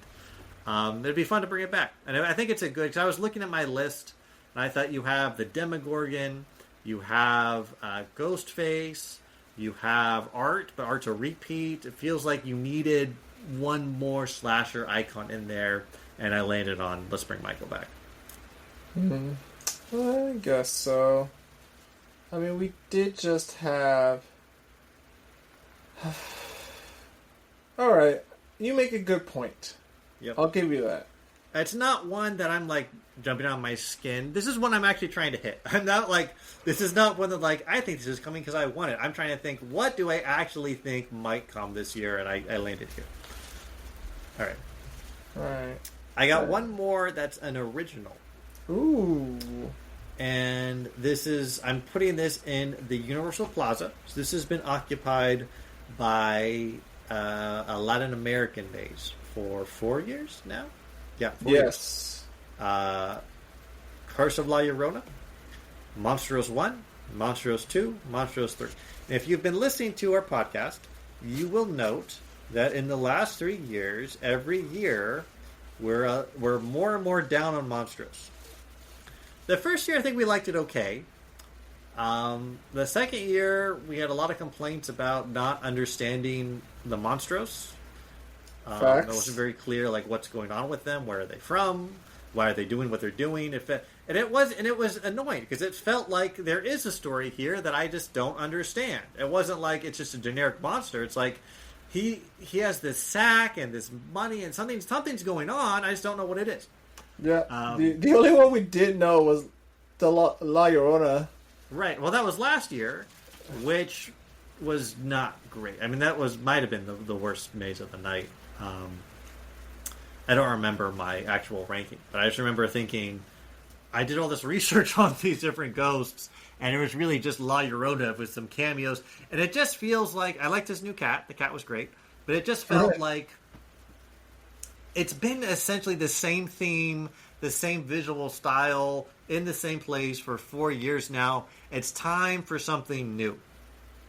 I don't want another Aladdin-themed maze in the space. And Murdy said he always envisioned Monstros as a trilogy, which means the trilogy is now over. And they could decide we're going to do Chupacabra. Look, I'll accept one more Aladdin maze if it's Chupacabra. I would love a cryptid maze of any sort. That's my one exception.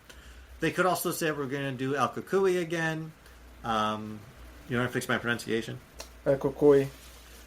They could, or it's some Isle of the Dolls, something like that, and keep doing the Aladdin theme. But I would like them to say, look, Los Angeles is a very diverse town, obviously a huge Latino population, but it's not the only population in the city. Why don't we draw from another culture that has a large presence in Los Angeles, and let's do Asian stories. I think it would be really cool. Oh, it's a long time. I can't, off the top of my head, I'm trying to think, have we ever... I'm sure it's happened, just not while we were going. I can't remember a single instance of a maze based on a Japanese horror film or a Korean horror film or a Chinese horror film. And I think it would be a really cool way to bring a new aesthetic, bring a new style, and really mix things up and get some excitement back in this area. Yeah. Honestly, I was thinking of Asian monsters, and specifically, I was thinking of the Oni, which are like the demons of Japan. Yep. Like that's what my mind has a lot of creepy. I mean, they make great horror movies. I mean, The Ring, The Grudge. Yeah. It would be, and so does Korea. So you could choose really if you want to do. I would do it country by country. If I was Murdy, I would do. I'm going to do. I don't know what the word is. In Japanese for monster. So I'm not going to say anything. I think it's. You could just say Oni. I think that's like the. Well, that's a demon. That's a specific thing. But just say we're going to do a trilogy, and part 1 will be Japanese monsters. Part 2 will be Chinese, and part 3 will be Korean. And that way, you're getting a different set, a slightly different aesthetic every year.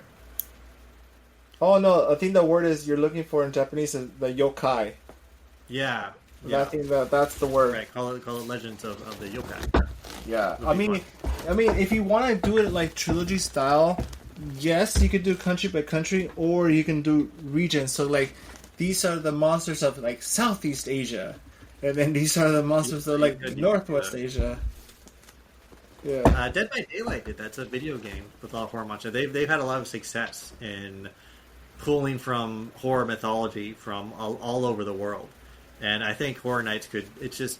Look, the land stuff was cool when it started. It's been a lot. We like different things every year. I would like to see something different. Again, yeah. I think going to the Asian monsters, again, something we've never... I don't want to say it's never been done at Hollywood Horror Nights, but they haven't done it in the last 9 years. I don't remember it happening. How about that? Yeah. Okay, so they did it once. They had something, and it was a scare zone, and it was very controversial because people felt it was very stereotypical, and it was in let's call it the peak woke era. It was kind of in that time frame that they did it. And people took offense to it, and they had to remove a lot of characters, and that might have made them gun shy. But you can do it in a more authentic way, and also I think people are just a little less sensitive now. So, I mean, I think it's time. I'm getting sensitive about the Latin American monster because I feel like, oh my god, you guys are doing it so shitty. There's no plaque. There are no plaques. There's no voiceover. Why am I scared? I am not scared. And it would be fun, I think, to have the food in the Universal Plaza change from the Mexican food to Asian food. I think also would be very popular. I mean, it would also be a very good callback to FanFest, considering that Japan has a very high influence with all the anime that's coming to FanFest. FanFest where they had the anime food that was all tacos. Don't remind me. Yes, you know what speaks pure Japanese culture? Tacos. And it wasn't even ceviche because they're pirates. It was just tacos. Yeah. I remember that. It was like my biggest gripe was like, you know Mexican culture does have seafood. If you're gonna, you know what? No, that's not the point. However, yes, it would be like a good connection to FanFest, especially just because like you wouldn't have to do a lot of changes. I think the main reason they had tacos was because of Latin America Plaza being right there. But if they changed it to like Little Tokyo Plaza or like the Asian Plaza or something that's more culturally sensitive, it would make sense. Yeah, it'd be cool. And not be too stupid. Yeah, I think that's the way to go. It's kind of obvious, to be honest. Yeah. So I hope they do it. I'll be a little disappointed if they come out and say, "Oh, we're doing Isle of the Dolls." I'll be okay. I'll be a little disappointed. Yeah, honestly, I am ready for change. Yeah. Or Chupacabra. This feels like change or Chupacabra. That's my motto. It feels like this is where was the third year of The Walking Dead, and we're just like yeah, or Purge. Yeah, I mean the Purge is a great segue to my next speculation: the Waterworld show. Mariner. No, that's. Do you think it'll be Purge, Dangerous Waters again, or do you think there will be a new show? My heart says new show. My brain says it's going to be the Purge again. Yeah, I think that makes sense. It seems like it's just forever Purge in there. Which makes no sense. They need to change it Although, up. I don't know. I feel like every year it becomes more likely that they will change. Because I feel like Purge has really fallen out of the horror consciousness. It feels like Horror Nights is like the last vestige of Purge. Like Purge was big for a while, I won't deny it, but it's been a long time since Purge was big. I mean, I think people are just sick of it. We said there were several political situations. Yeah, it was not great to have the assassination themed show. Yes, of political figures, and then we were like, this thing just happened in real life. They're not going to have it. And then what happened? They had it. So, like, right around, like, the day that there was that assassination. Yeah. I remember reading about it, like, in the hotel room. Yeah, and then this year also had another actual, it went through. Let's cool it on the Purge. So, that's my hope. And I also have a replacement ready to go in Universal Studios Japan for Horror Nights. They have a very cool Resident Evil Night of Heroes show where they have actors portraying all the characters from the Resident Evil games come out. They all fight different Resident Evil zombies. I think it would segue very well into the Waterworld stage. You could keep I don't know what the story is. I don't speak Japanese, so I didn't turn on the subtitles. I just kind of watched part of it on YouTube. Are you saying your Duolingo hasn't taught you Japanese yet? It's not in Latin. You could keep the same show. A lot of the stunts from Dangerous Waters could repeat, I'm sure. And if you need fast-running people instead of zombies, you can say they're Umbrella operatives. Umbrella's the evil corporation in the Resident Evil games. Mm-hmm. Throw in some extra actors to portray zombies getting, smashed up. Reuse the gore effects they've created for Dangerous Waters. I think it's an easy slam dunk. I think it would do very well. They would be much more popular than The Purge. Fun fact: as a kid, watching these games, watching these movies, they actually inspired me to want to become like a chemist or some kind of biologist. What went wrong? I realized the amount of chemistry I had to take. Now, you didn't want to become a chemist so that you could stop the zombies. You wanted to make the zombies, yes? Correct. Yeah. Correct. I thought you were going to say, they made me want to be like a police officer because they're cops in the game. But then you were like, nope, I'm going to make the zombies in a weird mansion. Yeah, no, honestly, like, I was like, man, these guys can do anything they want in their labs. They can live under. See, when I was a kid, I was playing Luigi's Mansion, which I guess is why I'm a Universal Monsters fan and you're a Zombies fan. Yeah.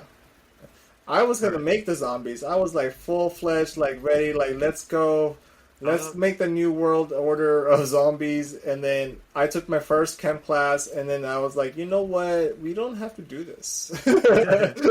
Now that I think about it, a Luigi's Mansion show would go really hard in Waterworld. I mean, it is a Mario. It is a Nintendo. All right. The other show in the DreamWorks Theater last year, it was Chainsaw Man, which was a Universal Studios Japan import. Again, just like at the Jujutsu Kaisen show for FanFest, they did not redub in English. They just had subtitles. I really tried to think, because they did Late Night in Chucky here 2 years ago, and I was like, what else could they do here? Maybe do like Late Night with Megan, try to keep that character relevant, and I just landed on, they're just going to run another Japan show. Maybe the same one. Because I think it's cheap. I think people like anime. There's a good anime horror night crowd crossover, so it pulls in a decent crowd. They don't have to like spend any extra money setting it up. It's just, here's the file, load it, click play. Yeah, so honestly. I think it'll be maybe Chainsaw Man again. I don't know if there's another one that they've done in Japan or not. I think they can get a new one. I think they will. I'm not sure if they will bother actually creating a whole new show just for Universal Studios Hollywood in terms of, I mean, they would make like a stunt show that you watch live. I don't think they will produce a whole new animation just to put in the DreamWorks Theater. Do you disagree, or you think another anime show? I think the idea of anime is a good idea. Whether I want to see Chainsaw Man again, it's the hard. I don't know.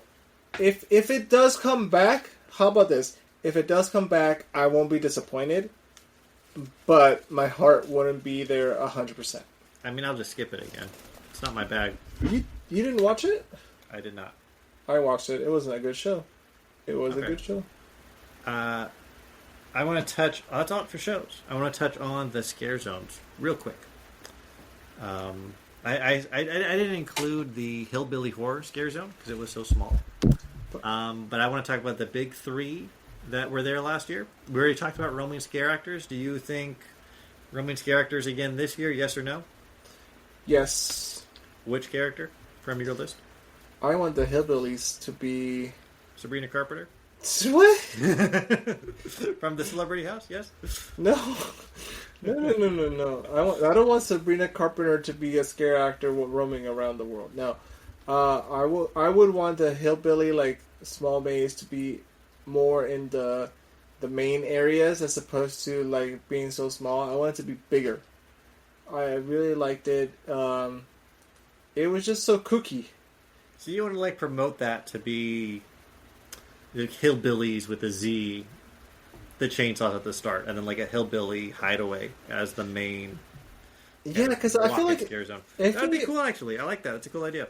It would be, because, like, remember, the Hillbillies were giant when they were there. Yeah, they were cool. It was a very small scare zone. It was very tiny. Yeah, it was a blink and you miss it scare zone. It was like 60 square yards of scare zone. Yeah, it was pretty small. 6 square feet, probably. Yeah.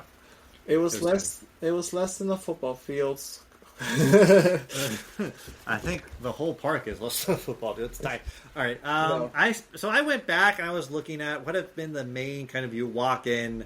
What's been the thing the last few years? And last year was clowns. Year before that, skeletons. Year before that, ghosts. I was like, they're just walking down like the generic Halloween costume checklist. So I said, this next year it'll be mummies with a Z. Mummies.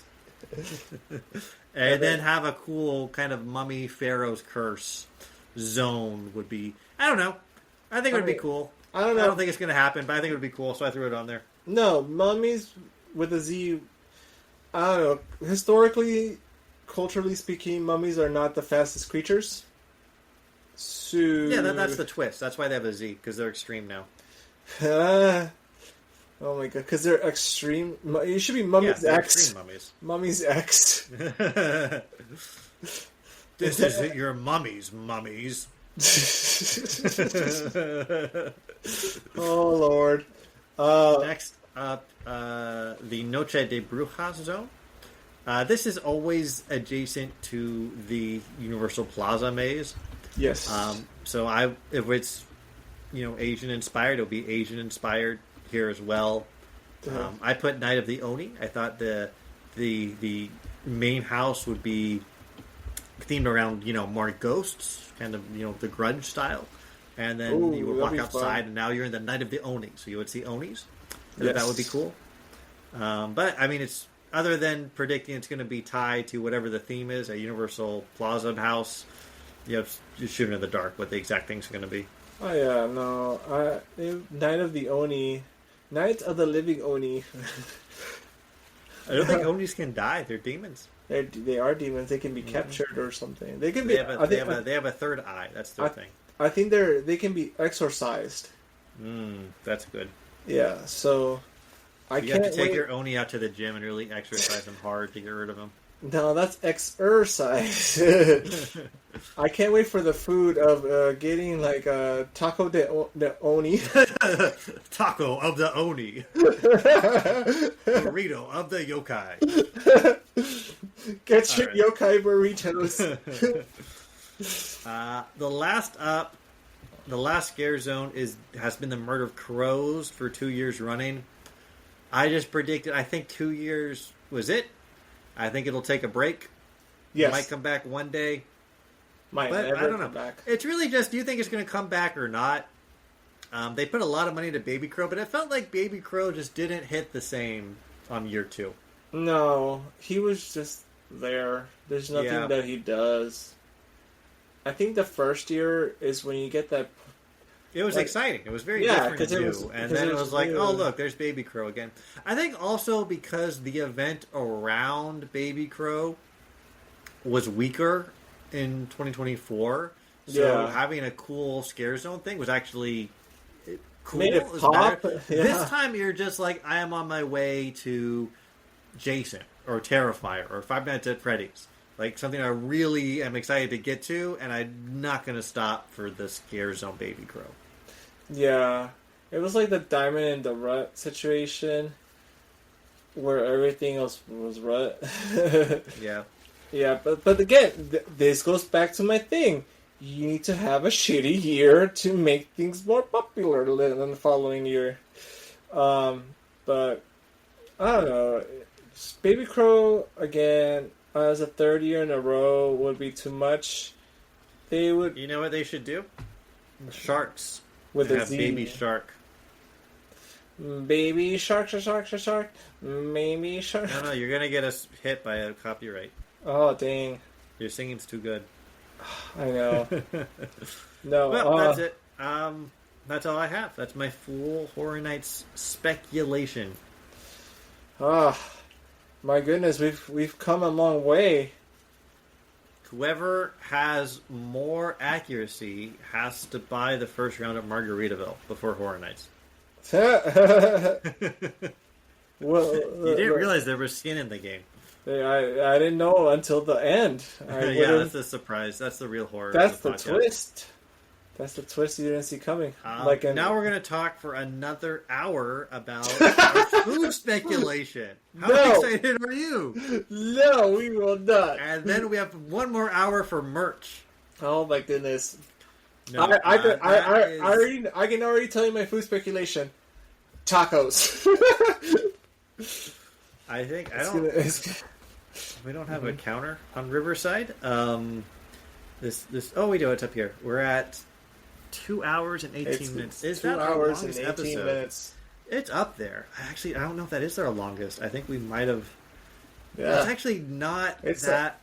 We usually are around 2 hours. So okay. I think this is I'm going to call us on time. I'm going to say we're finishing on time. It just feels long because we're out of practice. Crazy. All right. But I think going to wrap us for I think November. Our normal has been like 90 minutes. We aim for it. We're always around 2 hours, though. Yeah. All right. But let's stop before we get to 2 hours 30. That, I think, would be our longest. Okay. We'll be back in December to talk about something Christmassy. 2 hours 30. A little spooky. And maybe even having a report from a theme park that isn't Universal Studios. Ooh. What could that be? You better subscribe, because otherwise you might miss it, and you'll never know. And maybe we'll reveal what Alvaro's crazy original Universal Plaza idea was that he was too ashamed to even admit to. Who knows? You'll have to subscribe. That's all I got. From all of us to all of you, this is the Hollywood Horror Nerds reminding you to stay fantastic. Stay scared out there.